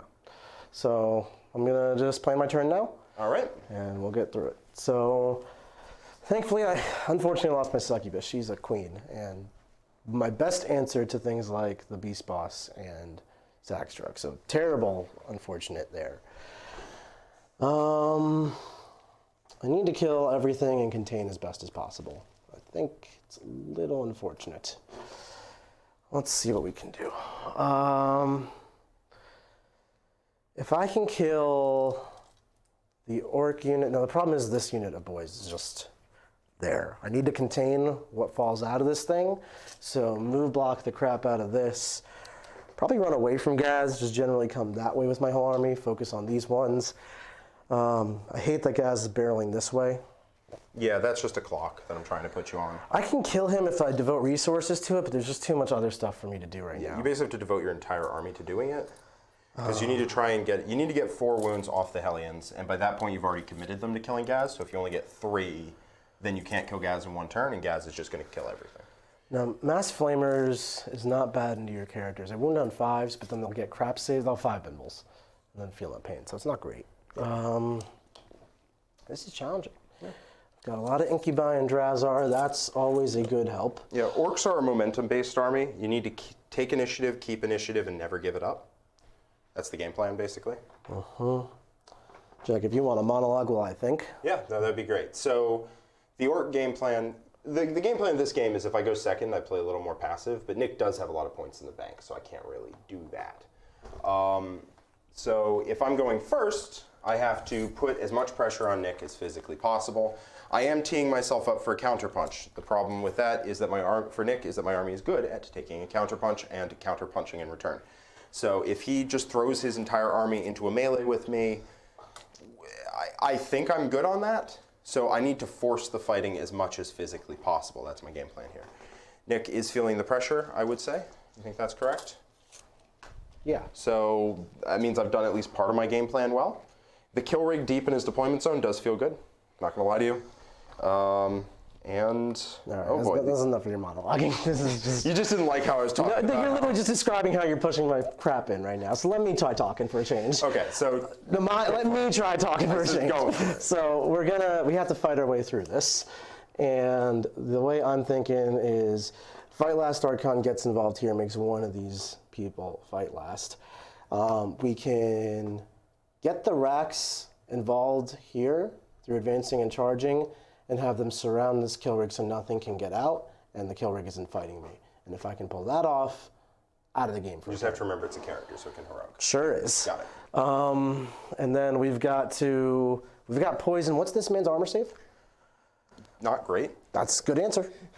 So if I can poison him, mostly dead, that would be very helpful. Remember, he is character protected right now. Not if I'm next to him. Yep. 4+ armor. 4+ armor. And he has a 5-up feel no pain and -1 damage. So I think we need to just aggro through this problem. Let's get these incubi out.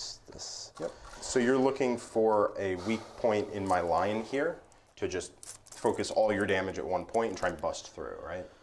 I'm trying to kill this. I'm trying to kill this. I'm trying to kill this. I'm trying to contain this via move blocks. Planes are going to just probably table me, unfortunately. I think I've lost too much, but we will find out. Okay. The Hellions need to get involved. They're going to try to jump over like this and cause problems here. Oh, wouldn't like that. The Venom is going to try to jump this way and cause problems here with the Rax. So if I can kill like this and this with Hellions and Venom and Rax and stuff, that's actually, now I've created problems on Jack's side and answered the problems on mine. So the way I'd have to be mindful is he's got fight on death on one of these two things, so that's not great. How killy is Beastman? Very. He has brutal but cunning, so he has competitive edge. Yeah. And he has something like 8 attacks, and then his mount also has 3 that do 3 mortal wounds on a 6 to wound. He has exploding 6s to hit, and as I said, competitive edge. So I think I'm gonna just sack an incubi squad to his mouth. He's chomping jaws. Do I want to get, I want to get Rax up in this thing, so this will move 16. Okay. These Rax That tracks. out of here. I was trying this to destroy objective as is many sticky transports now. as possible, but you still have some left, which is kind of annoying. Isn't it? Isn't it always? He needs to die. Does the Archon need to get out? He may as well. Then I can throw my grenade, which doesn't do much for me. It would make the +1 to hit. makes the Hellions hit on 2s, which certainly could help. Let's advance those Hellions, see what they get. It's 20 inches. That's numbers I like, so they can go here. Those are big numbers. No, they're going here. That's what they're doing. They're going to kill all of this. So they're going to start the combat's going to make everything else fight last? Yeah, almost certainly. So the Archon, who's already out, is going to make one of these 2 fight last.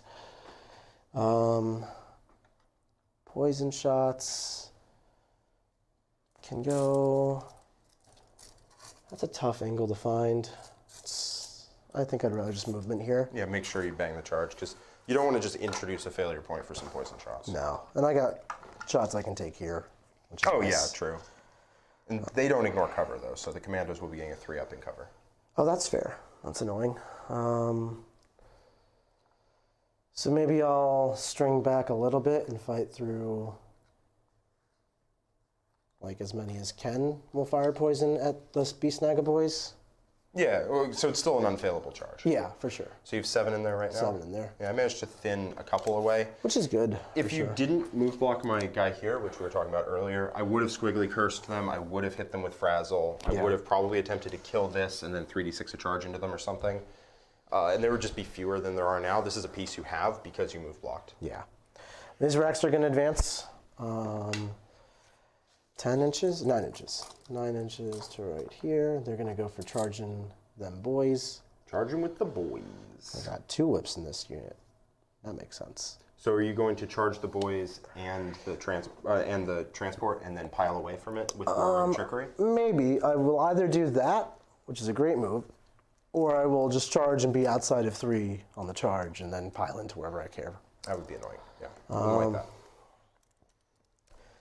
I need to also be mindful of the other sides to it, though. So, like, I have to wrap around this way, because these racks can easily wrap the front. I can wrap the front easy. I have all my units on the front end of it. How do I wrap around this side? Yeah. Is the question. A little trickier. That could be a good use of a fire and fade. So instead of going for this charge, they could like move here and then fire and fade around. But the plane's actually quite annoying for that. I could put a Venom over here and then just have it charge and that'd be fine. I also have to deal with Zagstruck because he's a jerk. I think 5 incubi will deal with Zagstruck, but then you could interrupt.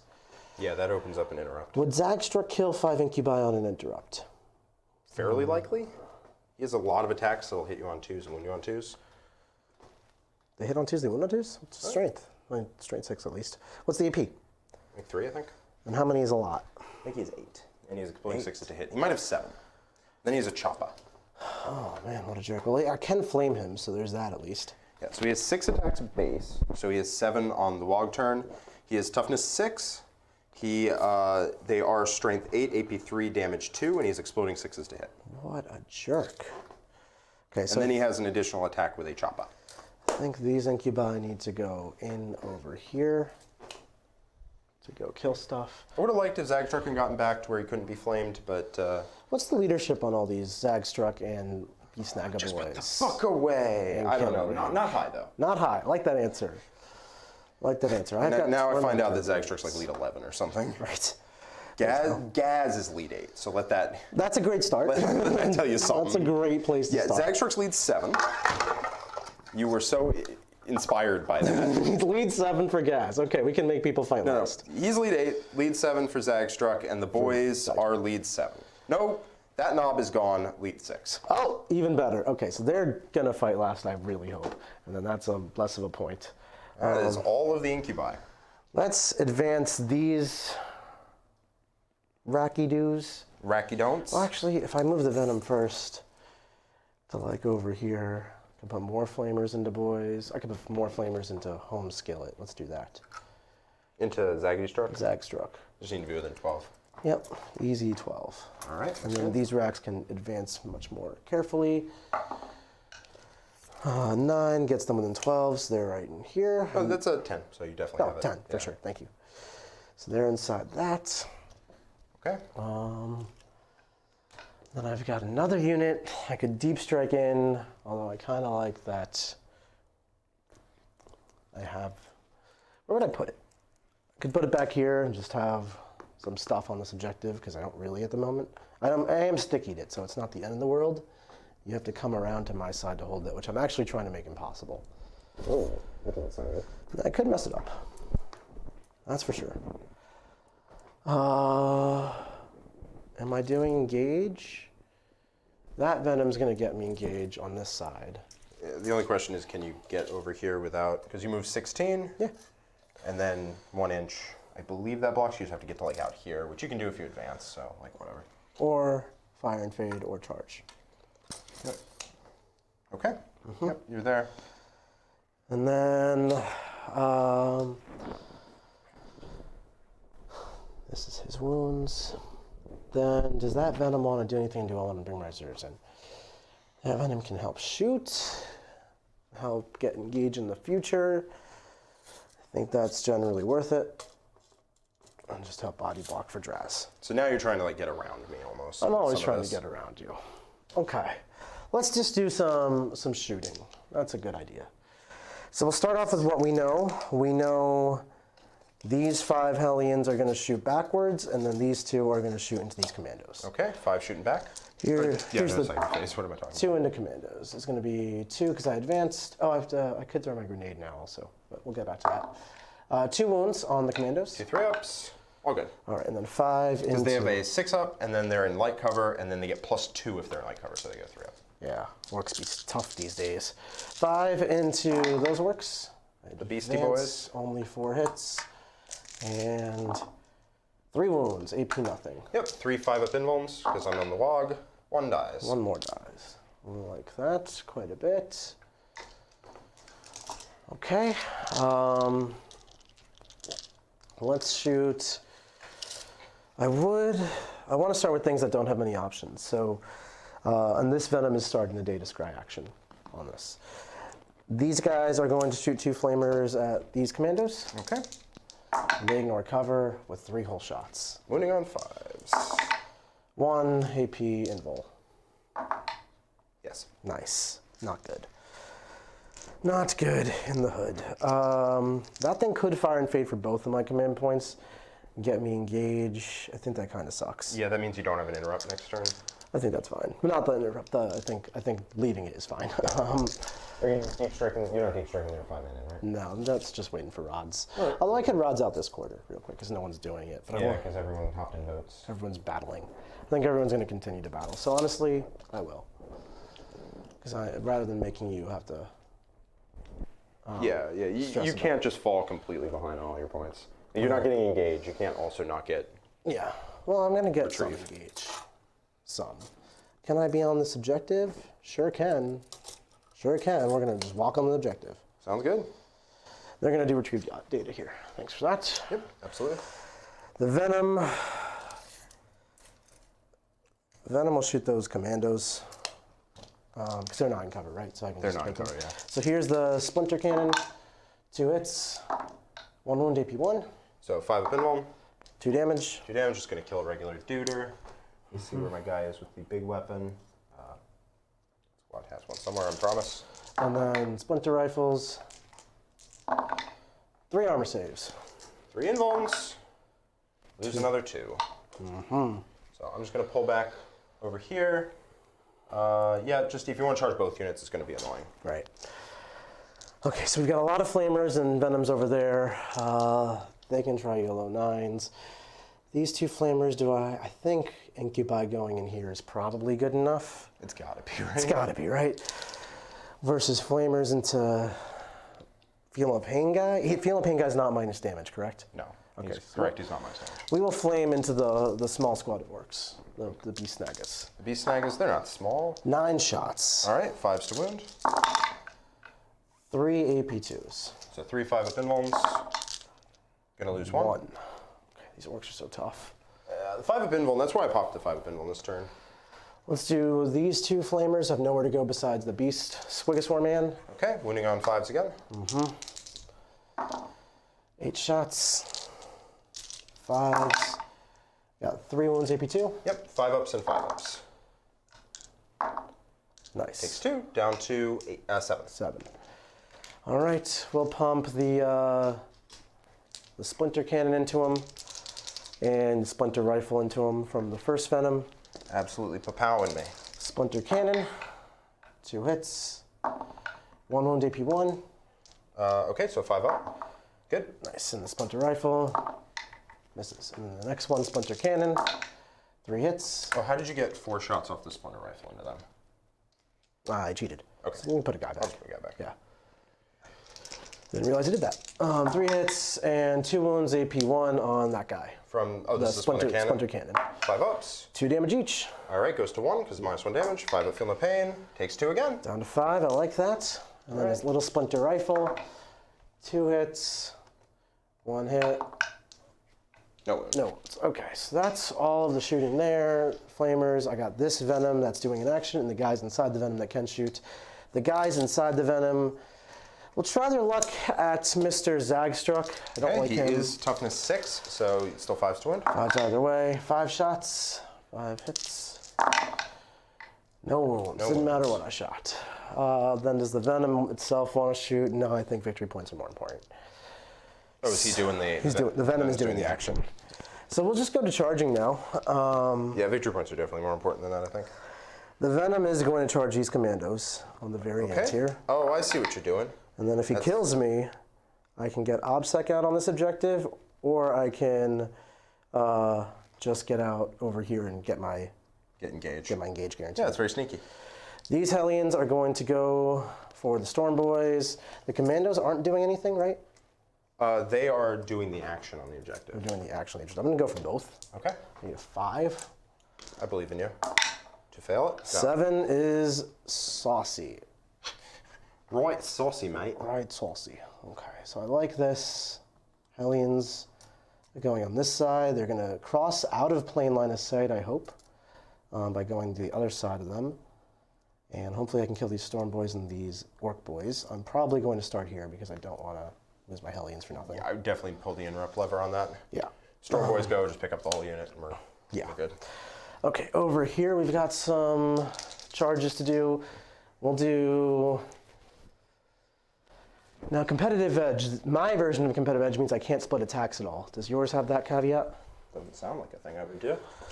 In any case, Drazzer is going to go for both, or probably both. I'll check. Bonk. Warlord traits. The Archon's going to go in, and the Incubi are going to go in. Yes, it does have to attack only one unit. Okay. So I'll get to kill one thing. Pretty dead. We're going to try to hit a YOLO 9 into So Zagstruck. he is fighting last because of the Yeah. stupid Archon. What's the leadership of a kill rig? Probably like 8 is my guess, but I will double check for you. Kill rig, leadership 7. Leadership 7. Yep, Incubi are annoying for me. There's no two ways around it. We're going to charge here for 4. Yep, just make sure you're within an inch. Yep. Barely with my fin, and we'll charge here. Same deal. Same deal. YOLO 9 into Zagstruck. I hope I hit it. Off of the Deep Strike Squad, just shy. just shy.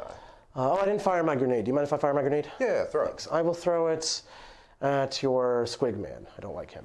Oh. It hits. You're going to take 1 mortal wound. 5.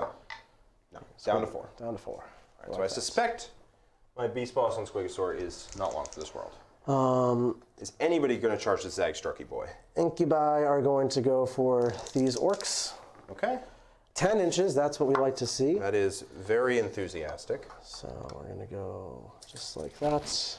I don't mind getting near the kill rig because I think I'm going to have to. And I'm just going to use Worm Trickery to solve the problem. Yeah, you're going to charge it, and then, well, the problem is the first activation, I think, is going to be the issue. Well, if you interrupt, you can't fight on death. So there's quite a few considerations here. Yeah, I kind of wish I had an extra CP. Maybe that's where I was should have reserved one. So I could interrupt and then fight on death. Drazzar's got to be in a very specific spot so I can try to split my attacks and also get a +1 to wound going. So let's see what that looks like. It looks like you do have to charge the kill rig as well. He's also charged a kill rig, yeah. Okay. So we'll just do that, easy enough. So Drazzar's going to get his +1 to wound. Incubi are going to swing all out over here. These Incubi are going to go for both these two. Yep, looks like you got it. Yep. And then same thing, we'll get our +1 to wound. Looks like one person won't be swinging in that case. Well, these two can swing that way, and then these 3 will swing this way at the minimum. I see, And then okay. within 6 the Draz for the +1 to wound. Yep, that looks good. Very, very micro adjustments on all of this. Yes. And then we've got these racks going into both the kill rig and the boys. 6, and just 1 rack is going to engage the kill rig, but be closer to the boys for the purposes of pylons. Yep, unfortunately, if I do interrupt, I can't hit them because the closest model is there, and I can't be equidistant while rotating. And then all these racks are going to pile, or just be outside of an inch like this. Like so. Okay. Yep. I think that's it. So let's see who's fighting last. We've got Incubi trying to make them fight last, the Orc boys. Fighting last. No, I'm leadership 7. Not on without the knob. And they lost their knob. Oh, okay. Yeah, As we fair, discussed. fair. So they're fighting last. I couldn't remember if it was 7-8 or 6-7. And then on the Zagstruck, not fighting last. Draz, well, they're both fighting both. So I guess Draz will try to do your kill rig. And then the Incubi will try to do a kill rig because your Beast Boss is already fighting last. No, so kill rig can go at normal pace, so can Zagstruck. This unit is fighting last. This is where I'm going to start. So I'm going to pile in over here. So I can interrupt with Boss Zaggity Struck and probably punch my way out of that problem, so I'll have Zagstruck up for the following turn. Or I can fight on death. Let me just do this part first. So we're going to have 4 guys swing on the Storm Boys and 3 guys swing on the Commandos. Sounds good. All right, so hitting on 2s and wounding on 4s because you have +1 interesting, yeah. but only 3 attacks apiece. I'm going to put the Sergeant's extra attack on a Commando because it doesn't matter. So 3 guys on the Commandos, you said? 3 so plus the Sergeant attack. 10 attacks? Yep. So 2 to hit because the grenade. Yep. And then 4s to wound because of Brave Lotus. So these are AP 2 damage. Yeah, they're all invols. Yes, they're all 5 invols on 3 guys. They're dead. Okay. So You got them. got them good. Got them, boys. All right, and 12 attacks on the Stormbody boys. 3, 4, 2s to hit. Oof, hate to see that. Yeah, you love to see it. 4s to wound. Will be just 4 invols. Just 4 involves, huh? Okay. Kills 3 though. Kills 3, so there's gonna be 2 left. Okay, and I'll just. They will be hitting you back. Sure will. I'm not touching the ruin, of course. That'd be silly. Silly Billy. So would you like to interrupt, Jack? Oh, that is a hard question. So I can interrupt with Zagstruck and hit this squad of Incubi. It's the only thing in combat with him. My Beast Boss on Squigosaur is almost certainly going down. So what is the value in hitting with him? Well, he's engaged with Drazar, so I can kill Drazar, right? You could try, yeah. Yeah. I can interrupt with my Killrig and try and kill Drazar, which feels a little less reasonable. I feel like you're just going to pile out of combat with me with Drazar. You might. I don't know if that's possible, but I could try to conserve a resource here and prevent my man from going down. Now, you are wounding him on 4s because you're strength 5, right? Strength 5 plus 1 wounding on 4s. 4s. Yeah. So you have 2 guys attacking, which is 6 attacks. 3 guys. Oh, 3 guys hitting him, Yep. which is 6 attacks. And if my for 9 attacks. Clavek's involved, so he's got 2 more if I use that. So 11. 11? 11 attacks, hitting on 2s, no rerolls, wounding on 4s. I have a 5-up invul and a 5-up feeling pain. I think I'm actually willing to roll the dice on that one. Want to roll some dice? So I'm just going to say no interrupts, and you can continue going. All right. So now I have some interest. Yeah. You made the boys fight last. I think I would have interrupted there, yeah? Yeah. I really wanted to hit the grenade, the tormentors on the boys because they're chip 6, because there's a lot of attacks to be thrown around there. I'm going to try to fight and kill Drazar, is what I'm going to try to do. Because the rest of this is a lot easier to deal with than Drazar. Maybe conserving a resource here that can just go and eat a whole bunch of stuff. 11 attacks, 9 wounding on 4s. It's very close. Yeah, we're just going to let the dice roll. We'll let the dice roll. I'll let Chess Freak first. Let's talk through my options here. Is that your final answer? Final answer, no interrupts. Okay. We're just going to let the dice fly. So what I want to do is I want to have Incubi are going to try to kill this thing, but I don't want to kill this thing and then have him turn around and kill Drazar before Drazar kills the Killrig. Right. And I don't really trust Drazar to kill the Killrig. Yeah, 5-up invul, -1 damage. A little rough. Yeah, it's just rough pumpkins. He fights twice. He could do it with full rerolls, +1 to wound, but it would take both fights, I feel like. Oh, hold on. Can this guy fight those Incubi? Yeah, because he's not fighting last. Yeah, he can. Yeah, he can. Yeah, actually, I think that's what I'm going to do. You're going to interrupt with Incubi, Killrig and Incubi? Because this could totally just leave one of those 2 characters left alive at the end of the phase. And that sounds really good. Yeah, we're gonna go for it. All right, so now I get to decide from the lightning fast. What's your weapon skill? Weapon skill's 3. Weapon skill 3. So 4 is no rerolls. I'm going to do it. Yeah. So I'm going to go down to 1. I'm going to lightning fast as Incubi. Was this actually worth it? You can undo your thing, and I'll do undo Yeah, mine. we're just gonna let the dice sit. Okay, so final answer means we Final don't answer, go back. no go back. Okay. All right, hit me, dog. Let's go. So, can you hit the overhead? Yeah. So we can start with Drazar here. I would like to get my Archon, if possible, to give these Incubi reroll 1s to hit. So all he would have to do is kill Squigman. To kill Squigman before Drazar goes, because I want activations. Let's start off with Drazar can fight twice independently, and then it's less you're the same level of inclination to interrupt. I can split attacks with Draz. Let's do. Yeah, this is a complicated combat. This is complicated combat right here. Let's talk about. What do you think about my decision to not interrupt?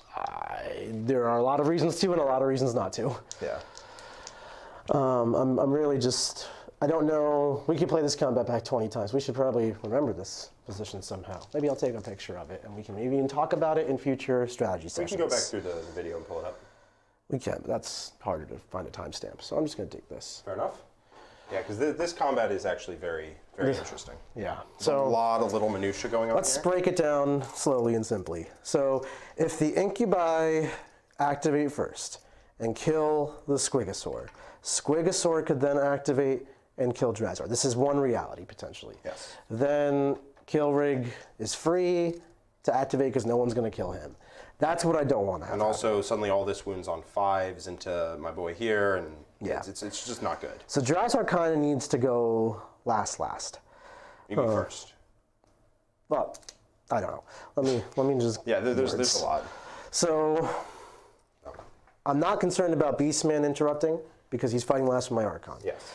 If Drazar goes first, he punches the Killrig, does damage to it, probably doesn't kill it.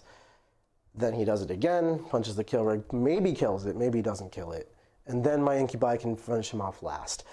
This reality would pretty much make it so my Archon never gets to end up giving these reroll ones to my Incubi. I think I just have to accept that fate.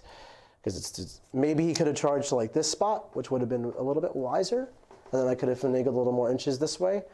Hopefully that doesn't cost me too heavily. Yeah, at that point, that might affect my decision to interrupt because it becomes a lot more likely that Zagstruck goes down.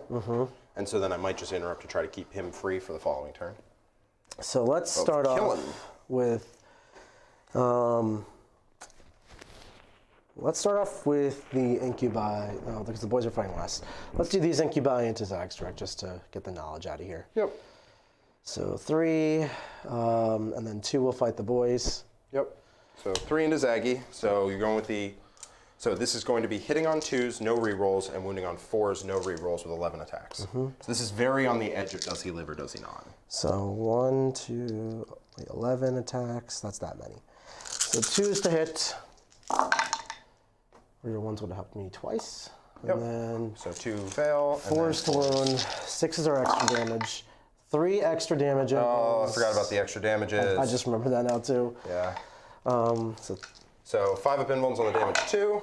6 right there. 5 up involves on those. So he is almost certainly dead here. It's going to be 11 feeling pains. Or 12. 12.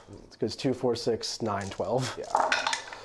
Yep, unfortunate. I could fight on death here, but what's the point? Yeah. If you're saving for fight on death. So that was, I mean, he ended up taking 11 or something. It's on the cusp and dice be dice. Like, I lost my succubus also. No, I'm just saying, like, he overshot. He got murdered, yeah. So 2 Incubi into the boys. 5 hits. And 3's wound. 3's wound, so 3 invulns there. 3 invulns on the boys. 3 die. Okay. Can I pull any wacky and wild ways? Yes, I'm going to pull to make it so that this guy has to stay engaged. Oh, that would have been an interesting move. Okay. So you cannot leave combat with the kill rig. So I think I can, but it's going to be much more complicated. I'm going to have to activate this unit next for sure. So let me consolidate them. They will base your kill rig, and but now I can interrupt with the kill rig and hit these guys. You could. So this is my consolidation, and now you can decide to interrupt should you so choose. Try and peel that unit off. So maybe I just needed to go with the racks first so I could dodge the kill rig. I just don't know. Like there's a certain level of like it's just really. Well, I mean, yeah, it's one step backwards in the universe, not 20. So like put Zagstruck back and what does that go for them first. Well, let me just think about it. So let's give me Zagstruck. He died to Incubi swinging, but we don't know that information. If I start with racks, then it doesn't allow the kill rig to interrupt and hit the Incubi. Because what I need to do for my plan to actually work, which is a huge part of my plan that I kind of lost sight of, is that I need to contain this kill rig plus units inside. If they just get out and glom me, what are we talking about here? Although you're kind of made of Incubi at the moment. And like charging them is hope you don't roll an 8 on 2d6. Yeah. Like that feels real rough. I mean, and if I charge multiple units, which is really what I want to do, it's hope you don't roll an 8 on either one. I don't know that it is like that though, because I think planes just shoot the Incubi and you frazzle and smite, and then my Incubi are all gone anyway. It depends. I mean, I could roll good, I could roll bad. We'll have to see. But yeah, I mean, maybe. I think planes and frazzles and smites will kill Incubi. Okay. I don't know that that's really a rolling situation. So, could you hand me the 3 orcs I just killed also, just to reset it a little bit? Yeah. So there's the guy within 1. So here's what I'm double guessing myself, just for everyone's clarity. In this moment, if I kill Zagstruck like I did in a handful of orcs, which is, I wish I didn't kill orcs here, but I did have to attack them. Jack is free to interrupt with the kill rig, engage Incubi like that, because he can pull his own casualties to allow himself to move into combat with the Incubi, and start smacking my Incubi or start smacking my racks. In either case, I'm going to lose a lot of very important model placement, so he's going to be able to use this kill rig effectively next turn. I'm going to stick with it, just because, Kill Zaggy. We're going to learn by learning. What I really would like to do here is just make it so that your racks can't get away from my kill rig. Mm-hmm. So you're going to interrupt is the next question. And let me go back to my consolidate where I base this thing. Yeah. Mm-hmm. Yeah. So if I do interrupt, I can theoretically kill here and then activate with the Orks. Or I can just leave it where if you activate them and you fight, I'll pull that guy, and then you won't be able to like leave combat with him. I just want to get the kill rig swinging on a unit right now. And I think you can come in here, get closer to that guy with 3, and then pile away, which I think is going to be your game plan there. Yeah, so just to show that, if Jack doesn't take this opportunity to interrupt, I'm going to pile a ring around the kill rig like this, get closest to this orc, do my attacks without engaging the kill rig with any of these guys. It does leave me an open angle to just kill rig this way. Send a unit on here, kill this, kill like all of this with 1 unit, and then the kill rig's free to smite and shoot and charge and all of that. And I could probably open up a path for him to carve that way, which means I think this is okay. Okay. So Jack's still not going to do anything, and I'm going to continue on that. I think I will be able to use this kill rig effectively almost no matter what. Yeah, like it is starting to seem that way. I hope not. So to get out of combat with the kill rig is the plan, so he doesn't eat my racks. Yeah. I think that needs to be the next move. Otherwise, I'm losing these racks for nothing. So we're going to pile in 3 here. Yep. It does force you to go deeper around the kill rig, which opens up the back more. Yeah. Which is kind of nice. We're going to get very close to these 2 orcs. So only 1 swinging? Only 1 swinging. And we're going to be out of combat with all these orcs. So currently you do have to be in combat with me because you were in combat with me before. yeah, and I was the closest I'm currently in combat with the 1 Yep. model. So if you kill this guy, if you swing, kill that guy, you have to stay in combat with the kill rig. Trying to make it so if I kill 2 guys, that's the case, but I think if I do it where if I only kill this one, I'm still closest to this boy, is what I'm trying to set up. You see what I'm saying? Okay. I don't know how possible is. We've moved the models quite a few times. That's fine. If you kill 2, you kill 2. Yeah, so we're just going to do it. I'm not going to swing with my sergeant. Is this the whip? Oh, that's not the whip guy? Yep, 2 hits. 4s, no wounds. No wounds. Okay, so now you're out. Didn't kill any, guaranteed out. And then these boys are fighting last. So they're out of combat. We're just going to be an inch away from the kill rig all over. Yep. This looks like the kill rig will be able to be used next turn, so I'm okay with it. Yeah, so we're gonna try to make that as limited as possible, albeit that's only so much. We're going to pile in like this. Do not engage in the kill rig. 5 incubi are going to slaughter some orcs here. 1, 2. Yeah, I'm good. I don't Okay, we're good on that. Nice. And then we'll just consolidate a ring around the kill rig. It's not going to block it out totally, but it will make it a little bit more annoying. 1 actually does get to hit this battle wagon, or this kill rig, because of that one. Okay. So here's the 1. 3 hits, and then +1 wound will be 2 wounds. 1's extra damage. So the one that's going to be damage 1, good. 1 damage 2, also good. Nice. Yeah. Okay, and then... so Drazar next? Drazar or the incubi. Probably Drazar. Let's do Drazar. He's going to fight the kill rig. He's going to use 5 attacks, so he's damage 3 at least. And then 4 rerolls is 5 hits. And he rerolls hits and wounds? And rerolls hits and wounds. So he wounds on 4s, right? 4s because he's +1 to wound himself. Yep. Rerolls. And I don't know if he gives himself extra damage. I don't think he does. No, okay. So just... I've never had damage 4 Drazar come by. So 4 damage. 4 damage will bring him to 4. Yep, down to 4. And you're going to do his second swing, I'm assuming? Second swing, trying to rinse and repeat. So 5 more attacks. Reroll everything will be 5 hits. And then 4s to wound. And then re-rolls will be 4 invuls. Okay, I do have a CP before I'm out of stuff, so let's take my invulns. Takes 2. Take my next That'll invuln. kill him. Not going to re-roll. Yeah. Do I explode? Yes. Oh, great. It's D3 mortals or D6? It's I don't think it's D6. If it's D6, like, what are we doing? If it's D6, the game ended. It is D3. Okay. Wait, hold on. Is it every unit within... Did I just read every unit within 3, or did I just read it weird after closing the book? These are the questions. Every unit within 3 inches takes D3 mortals. Okay, so that'll be incubi, incubi, incubi, and Drazar. And your Squiggis one. And the Archon? Maybe the Archon. Maybe the Archon. Not quite Archon. Okay, so point at a unit of incubi. I'm just going to put a wound on all of my incubi sergeants. It's D3. Oh, it's D3? Yes. Okay, this one. 2. I will kill a model. And put a wound. And put a wound. Okay. That one there. 3. I will kill a sergeant and a guy. Okay. And then the one that's about to go into my Squiggy store. 2. 2. Okay. So He's super No, dead. no, the unit that's about to swing into my Squigosaur. Oh, Takes my 2. unit. Oh, okay, so I will pull this guy. And put a wound on Sergeant. Sarge. Yep. And then Drazar takes 3. Okay. And my guy takes 2, and then Feel No Pains, he takes 1. Okay. So he's down to 3.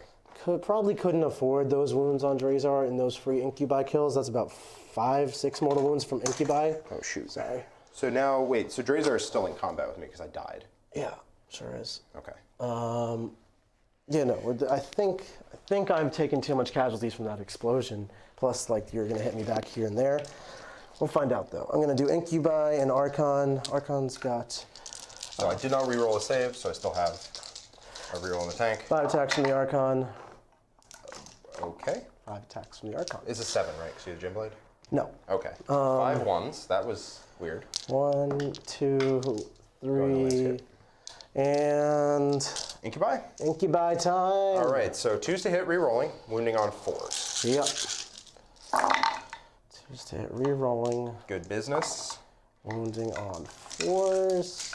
Okay, this could potentially, I could live here, but it wouldn't be kind of crazy if I did. The big ones are big. Yep, so these are 3, these go to 2. Mm-hmm.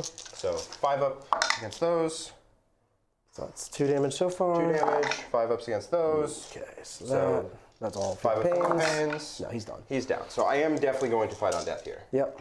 All right, I think I want to split attacks Okay. because I won't get my competitive edge, but I'm still pretty gnarly in combat. Mm-hmm. I'm going to be, hitting on 2s with exploding 6s and wounding on 2s. I'm strength 8 Yep. right now. So let me just pull this boy up. So he's strength 6, strength 7 because of Goffs, strength 8 because of Wog. He is AP 2. Mm-hmm. And he has 5 goes to 6, goes to 7, goes to 8 attacks. Yeah. So we're going to Squigosaur Jaws Drazar. Okay. And I'm just going to try and roll 6 and kill him. Okay. We're going to see. And then everything else into the Incubi. Yep. So Incubi, So no competitive edge if you split, right? no competitive edge if I split. Okay. And then 2s. All right, just give me those 5 ups, because they're AP 2. All right. give Incubi it die. Nice. And Just then like I 3 like it. 3 Squigosaur Jaw attacks. Uh-huh. Hitting on 2s with exploding 6s. Yep. Okay, that's going to be 4 hits. Yep. And then a single 6 will it kill you. You're dead. All right. Lost Razor on my own turn to mortals. Like it. Probably would have died to just 4 jaw wounds, or 3 jaw wounds as well. Maybe. But it's close. All right, so Squigosaur. Splitting and losing it all really doesn't feel good. Yeah. So we're going to consolidate towards the closest unit, which are these Storm Boys, with the Venom to help get us engaged. Oh, for that guy, yeah, 100%. And this one, Are you sure you get engaged off that? this model? Yeah. No, he doesn't. He just won't. Okay. No. But he'll just maneuver.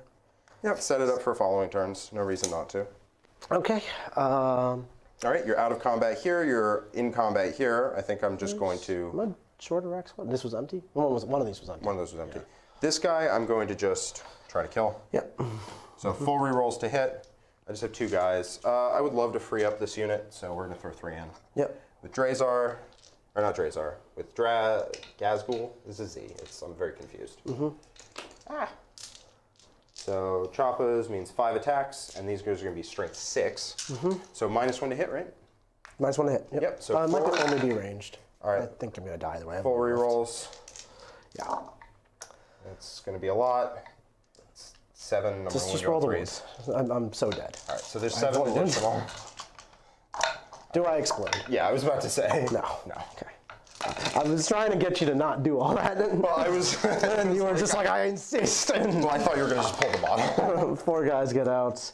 I don't need to do anything with this. I get out first. So, not much to do here. I'm just going to create a bit of a wall so you don't easy charge my Hellions, though you probably will.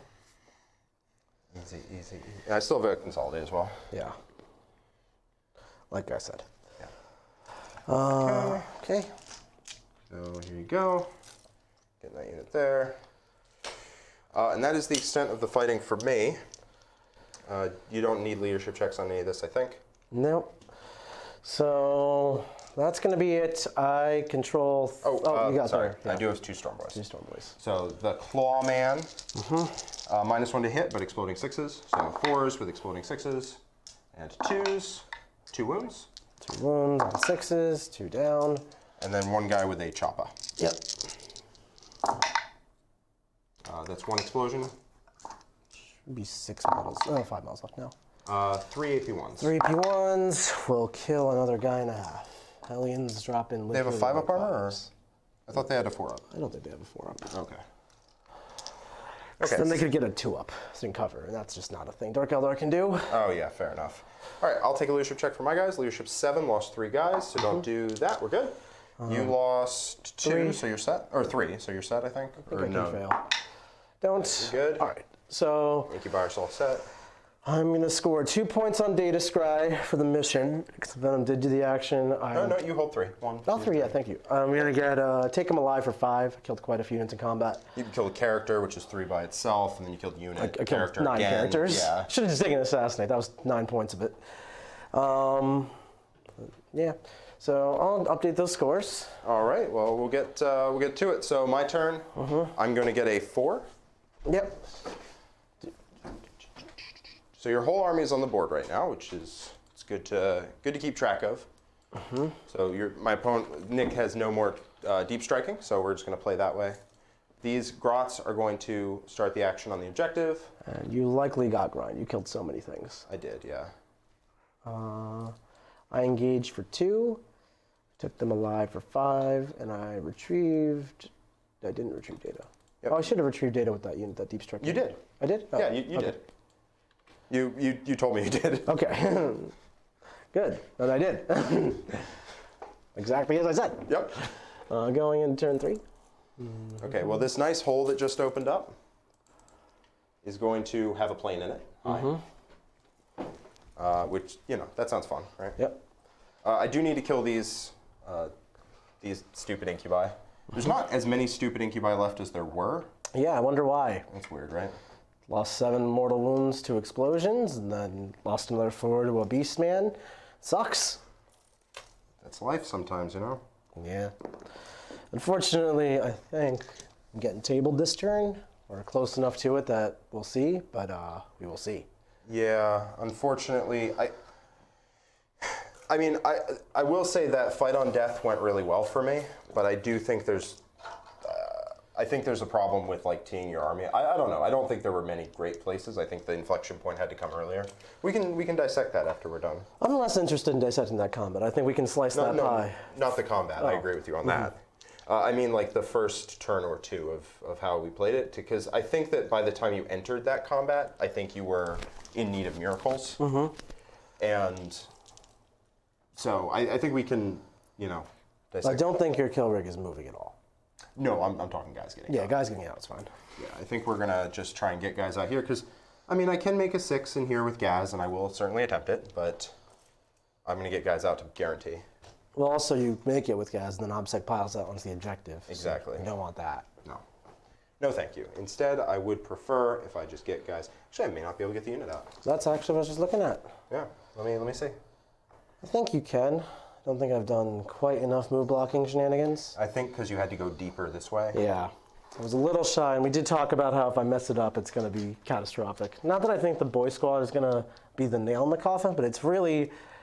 It ain't fun. It might be the nail in the coffin. It really might. I think I actually can't get out. Oh, no. Yeah, you can't. Your bases are more than an inch. Yeah.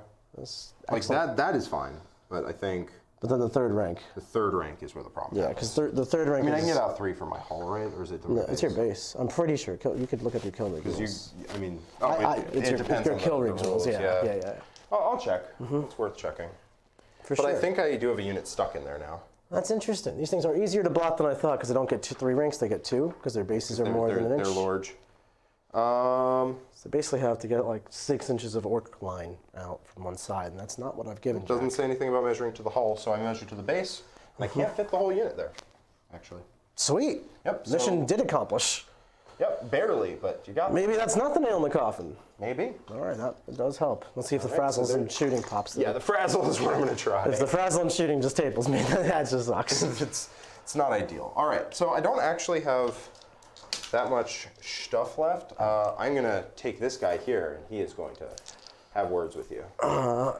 Did you give me a command point, Jack? What's the CP total? I have a 2, and I don't have any idea how many you have. Okay, you have a 2. I should be up to 3 then, because I didn't spend the 1 I was thinking of. Okay, so you're up to 3. Yep. So you do have an interrupt in the tank, so I'd love to solve this in shooting. I'm going to make sure the incubi are closest for smite. Okay. Yep. So we're going to do that. We're going to smite the incubi. Goes off. Yep. So you took a wound on your sergeant, correct? Yeah. Okay. So that's going to be 1. So Sergeant is Pop him. dead. Yep. And frazzle. This I will spend a command point if I fail. I don't. All right, Point at your units. This Venom. Venom. No. This Rax. Them racks. No. These Incubi. Yes. They take 3. Whole squad just gone. Frazzle. Frazzle. Frazzle. That squad of Incubi. No. Oh. I think that's it. Okay, could have been worse. I probably should have squiggly cursed them, but I picked up the unit anyway, so it doesn't matter. Yeah. All right. Dead. I really did, didn't I? So this guy here is going to shoot at the incubi, and he's going to fire the nose gun. Nose where? I'm assuming I can't shoot the Archon, and I probably wouldn't do it anyway, so just everything at the incubi. Okay. So these will put you to 6 up invulns, but I just want to get them gone because you got to get them going good sometimes. Yeah. Yeah. So shooting, think about it, big shots, 9.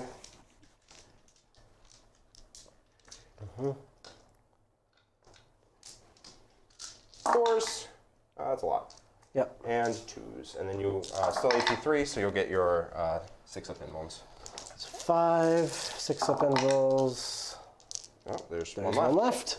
Nose gun, No. 1. No. Hits. Wounds, give me an invul.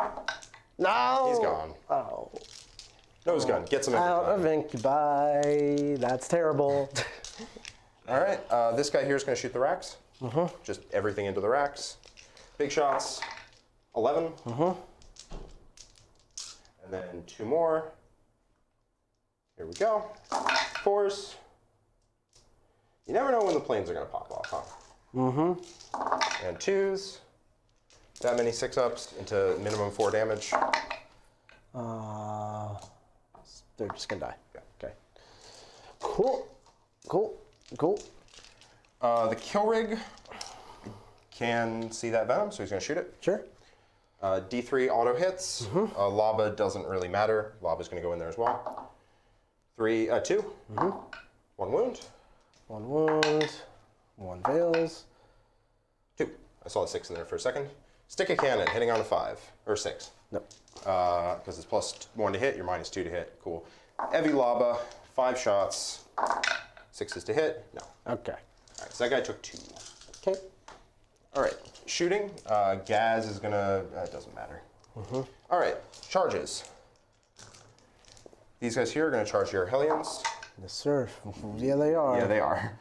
So they got shot by liquefiers of venom and hellions and charged by venom, and nothing happened to them. No, you didn't actually. You only shot them. You shot them with 2 Hellions and 2 Flamers, two and Hellions. everything else went into them. That's true. Nothing happened to them.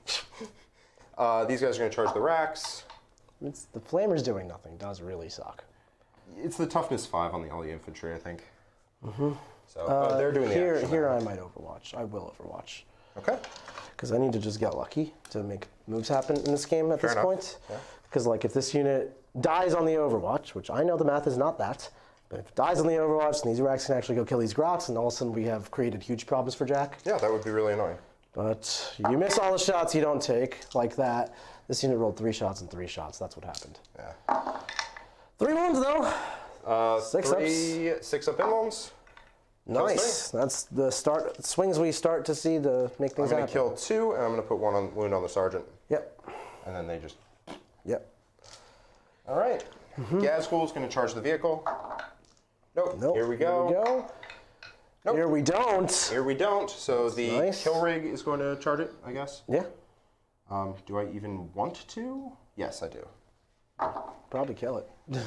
It should. It's the difference of you getting stuff out on the objective or not. Oh, yeah. I don't think that matters. Oh yeah. Just going to do that.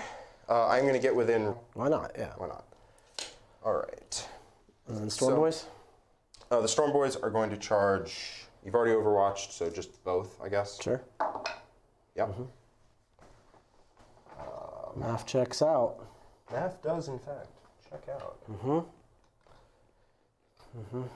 Even if I don't kill both, it's fine. You're not engaging. Shouldn't kill either, I think. Maybe the Forewinder. The Forewinder, maybe. He's going to try the Forewinder. Yes, sir. So you've killed 2 units so far for grind. I'll probably get grind again. Yeah. Then I won't have models. Okay. Okay.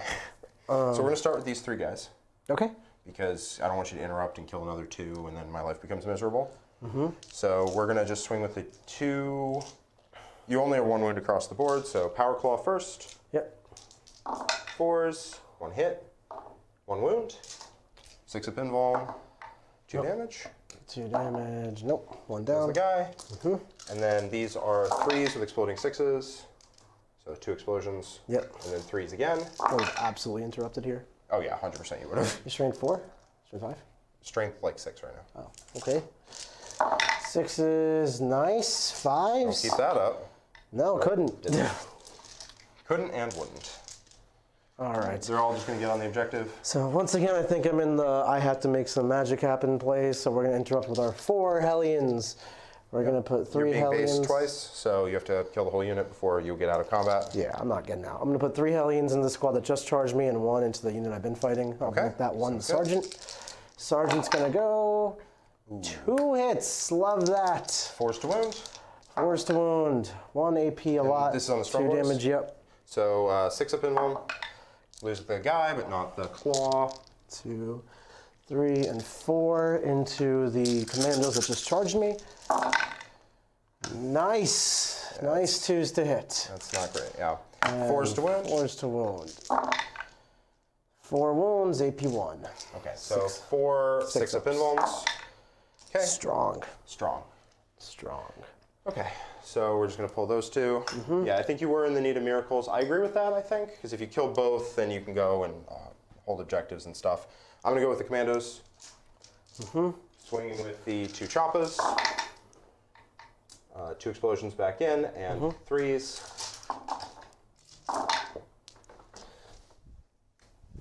5 AP1s. 5 AP1s. They're dead? No, I have 1 left. And the claw. Okay. 2 hits. 1 wound. 1 wound. Nope, he died. Okay. All right, and then you got Storm Boys over there.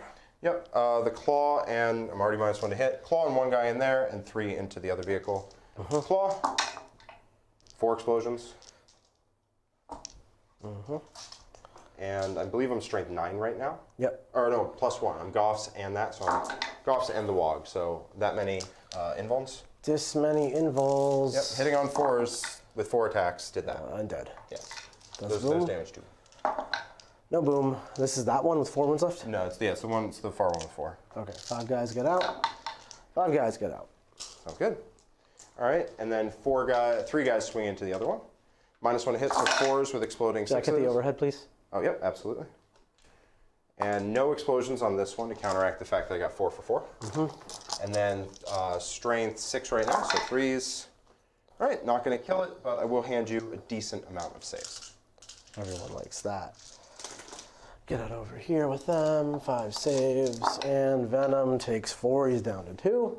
All right, I'm just going to tag it with one of the guys. And then the kill rig goes. Every roll hits. Do you want to just... Guy explodes, and then 5 guys get out. Okay, so I'm basically tabled. There's nothing left. Yeah, you have like 3 squads of racks, a Venom, and a character. No, I'm good calling it here. Good game, Jack. Good game, Nick. So, why don't we start with the Orc side, because I got quite a bit to dissect here with the Dark Eldar.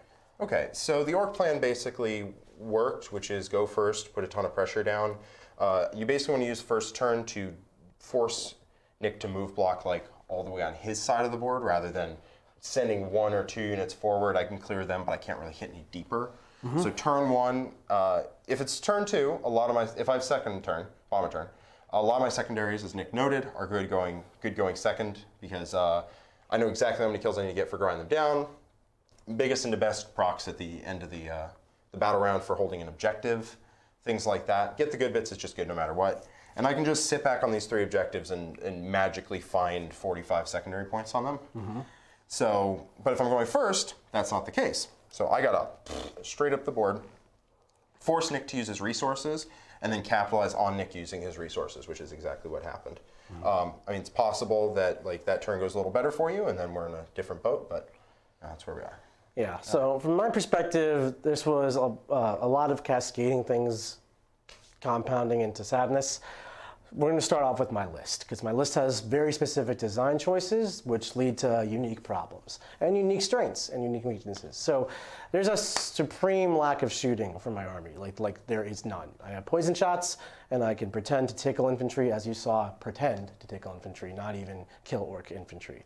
Lack of anti-tank, real big problem here. Now, the way that I've tried to circumnavigate these problems with list construction is unconventional, right? Like, can't kill tanks, what are we gonna do? We're gonna move around them, outscore them. I have 25 units that can hide in nooks and crannies, they can move block really effectively, they can steal points really well. And that has worked for me for the past year and a half of playing Drukhari, including at ATC just recently, which this list was actually, believe it or not, an evolution of that Tantalus list. Yeah, it's basically replaced the Tantalus with MSU Venoms and a unit of Hellions. Which, if you think about it, having now played with the Tantalus quite a bit, they all are just transports that deliver your army, and then they die instantaneously because they're not tough in today's metagame.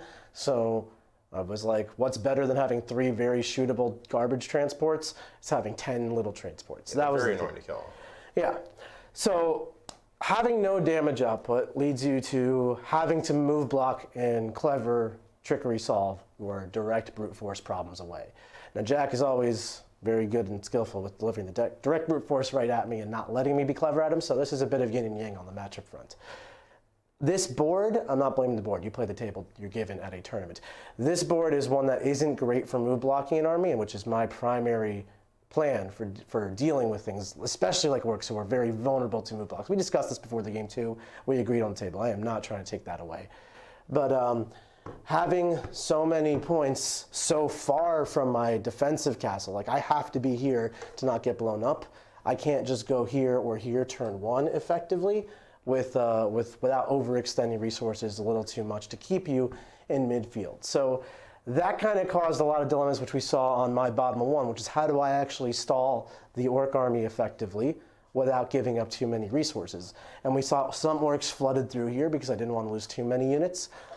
Maybe that was a mistake. Maybe I have to throw 1 more out here to block that hole up. It's hard to say, especially because the orcs still broke through in certain areas, and then there comes a turn where you just have to, the orcs get through your move blocks, now you get to hit them, right? That's the whole point. You set up your screens, they crash through your screens, and now you have 15 Incubi, Drazar, Archon, Succubus, already there to countercharge while Venoms and Rex go sprint around the table and create all these small little problems while the core of the army is fighting in the center here. Unfortunately, in the vision outplayed here, I took way too many casualties dealing with my own comeback, I was going to lose all of my Incubi to Jack's turn pretty much regardless, and that's the nature of his orc army. Because I don't have guns, I have no answer to the planes. It's a big weakness to my list. They just take their pound of flesh every turn. And my army is relatively defensive against them, being innately -1 to hit. But because I can't answer them damage-wise, they just shoot. Yeah. Another reason why I think they're good is they are also move blockable, but they're move blockable in a completely different way to the rest of my army. Yeah, it's more threat vectors. Right. So if I put the planes in, suddenly all of the threats in my army can't be stopped by putting 1 guy here, 1 guy here, 1 guy here. You also have to layer a unit here and a unit here to stop me from getting back here. Unit there. Yeah. And so suddenly, like, a lot more of your army has to walk just clean into the open because you want to stop the planes from hitting you, you want to stop the kill rigs from getting through, you want to stop the infantry from getting through. Yeah. It's a completely different, as you said, threat vector. So another thought to this is also frazzle as a psychic power and just the smites you have and things like that. My army is 25 units of 5 models or 6 wound venom. You know, nothing in my army has more than 6 wounds in it. So every time you roll 7, 8 dice to see how many mortals you do, it's not like a Space Marine army where you roll 2 dice and see if you do D3 mortals to the Blade Guard. You're rolling 9 dice and seeing how many units are now at half strength, or how many half strength units are now dead. And over time, that will just add up really effectively against me. Frazzle is a very, very good power. And then also just the nature of my army versus yours. And this is design choices in my list. I don't want to phrase it as anything else. Because I have 25 units in my army that are all 5-man's characters, these kinds of things. I'm very weak to things like kill rigs, your beast pass on Squigasaur. It takes more than any single activation of mine to kill it. It honestly takes quite a lot of activations and resources to kill it. And then, you know, I gang up on the kill rig with 15 incubi to kill it, make it fight last, that's the whole trickery, and then it explodes and frazzles and, you know, all 15 incubi are all of a sudden dead. So it creates a lot of unique challenges for this style of Drukhari. I think this Drukhari list, I actually like it quite a bit still, has a lot of strengths and weaknesses, but the weaknesses were really highlighted by the unique elements of your Orc army here. So do you think that those weaknesses would also show up against like Knights and Chaos Knights? I think they could. Yeah, Knights and Chaos Knights would play a similar style of game into me, where they try to threat overload, really force me to engage with them, and then I have to deal with -1 damage on all the armigers into my 2 damage incubi. I do think the plethora of -1 damage being introduced to the game, your Orc army, Knights, Chaos Knights, a lot of factions, I can keep going, really sucks, because incubi are like my only damage dealers left in this codex. Yeah, then you have to like put together a 15-part plan to get them +1 to wound, and they still don't like re-roll anything, so they can still just completely biff. That's not fun. I do think that there's a lot of skill required to bust through move blocks effectively and not let yourself I'm not trying to take away from your side. I'm saying as an Orc player, there's not just my army gets move blocked or it doesn't. A very big skill, if you have models like this, is just learning how to break through move blocks. Let's talk about that. I think that's a huge part of your portion of the game. Because I played Drukhari versus Orcs at tournaments before, and in the same basic principle, move block, isolate, kill zones, the rest of the Orcs can't retaliate effectively, and you rinse and you repeat sustainably, and you really do end up tabling the Orcs over time. Your specific brand with the planes introduced no problems. I haven't played this variation, and then Frazzle's its own conundrum. Frazzle is a huge problem. But how do you get around the move blocks so strategically from your side? Okay, so you need to identify, the board basically boils down to where are the choke points, right? And there's a choke point here, there's a choke point here, and there's a choke point there. The edges really can be, but it takes so long to get around, like we're not even here talking about that. This is actually like a pretty average number of choke points, 3 for a WTC board. But the main difference is that you can choke point me, I mean, if we hit the overhead, you can choke point me here, but once I'm through, I'm through. You're through, yeah. Yeah, once I'm through, I'm in. So I'm more, and again, tables are the tables they are. Yeah. Something that would have been, like, it can be 2 ruins in the middle that just have a more narrow thing in the middle. So this only requires 1 little thing to really block the whole thing. Now it requires a unit that's spread out. Same thing on this thing. If these are tighter, like... Well, a lot of the time, one of your Venoms could block here. Yeah. And then the kill rig still can't make it through. So what you want to do when you're trying to bust through move blocks, I think what is more of a problem, like if you had a 3rd thing right here, once I bust through the move block, 2 more up here. Yeah, I was trying to get to that. But basically, because there's only... This board has 8 ruins on it, right? It's not like this is a light table, but the placement of the ruins don't really help at all. This ruin, not doing much for move block congestion. This ruin doing nothing for move block congestion. This ruin being, everyone's got a ruin in their deployment zone, but doesn't do anything for move block congestion.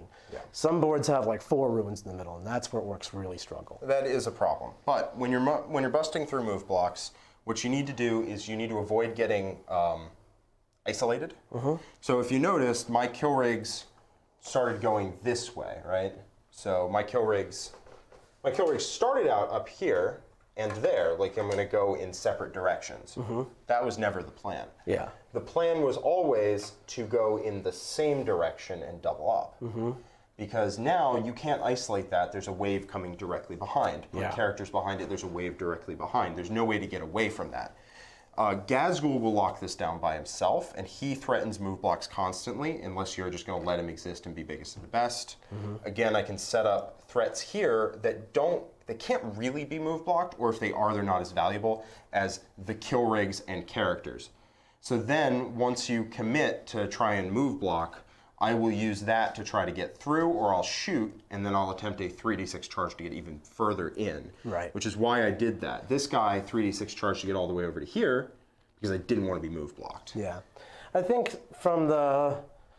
I think the general plan, like actually one more thing over here, this is an interesting. Yep. Well, I like put the 2 kill rigs near each other so I cannot do the basic strategy of isolate one. I think a lot of players make the mistake of like one's going to go down this alleyway, one's going to go down that alleyway, one's going to go this alleyway.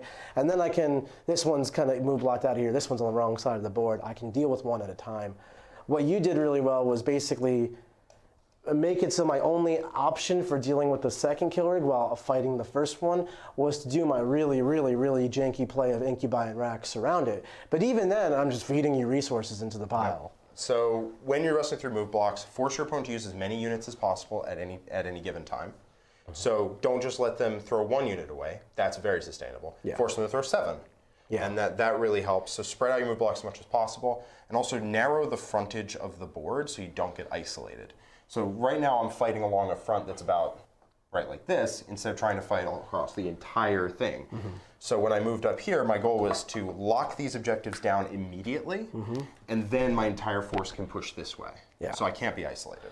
And then once the weakness I identify with my list is I just don't have enough teeth to really kill enough stuff. So I'm super vulnerable to -1 damage. That's always been the case, but it was very highlighted versus Orks because so much of Orks is in your face, deal with me right now, -1 damage. And it's like, all of my 2 damage, why do you suck? It's not like you couldn't kill anything in my list. It's just like 5 of your units have to jump me, and then I get to kill 5 of your units. Yeah, it's not a sustainable way to kill you. And that partly comes from my total lack of shooting. Dark Eldar don't really present the best of shooting options, but I could be trying out here, which I'm not. Yeah, that one Dark Lance, like 5 damage. Yeah. I'm like, ah! Yeah, imagine if I had 9. I would be a terrible shooting army. better. But I would be able to kill maybe 1 kill rig a turn, maybe. No. I don't know what the answer is for Drukhari in this unique problem set, at least this style. I could totally rewrite the list. It could be something different. But from a play skill-wise, play mistakes thing, I think a big portion of it is my list solves its problems by move blocking. And move blocking against an army like Orks is challenging against a skilled player. It can get you tabled really quickly. And it's reliant on a table being conducive to move blocking. All the objectives in No Man's Land are exactly there in No Man's Land. We play something like Recover the Relics. I have 2 on my side, 1 deep. It's much harder for Jack to just blitz me and get on my primary. Flip side, we're playing something like Scouring, and I gotta go fight Jack in the middle. It's horrible. Yeah. So I'm not. Factors are factors, but that's one of my list challenges is how do I overcome all the different potentialities of a game of 40K. I can beat these Orks in some missions maybe, but then I lose them terribly in others is not a good solution. Yeah, I think on any of the diagonal maps, on tear down, this, conversion, death and zeal, secure missing artifacts, I am looking at a thing on the wall to read those off. There's no way I remember those names. On those, I think I can afford to just fight over the 3 objectives and be okay not having to go further. Same here. Yeah. And then on the Dawn of War, it's so hard to stop Orks from just coming through, but you're a lot better at isolating. Yeah. Because I'm spread out more. Right. So it's a very interesting conundrum there.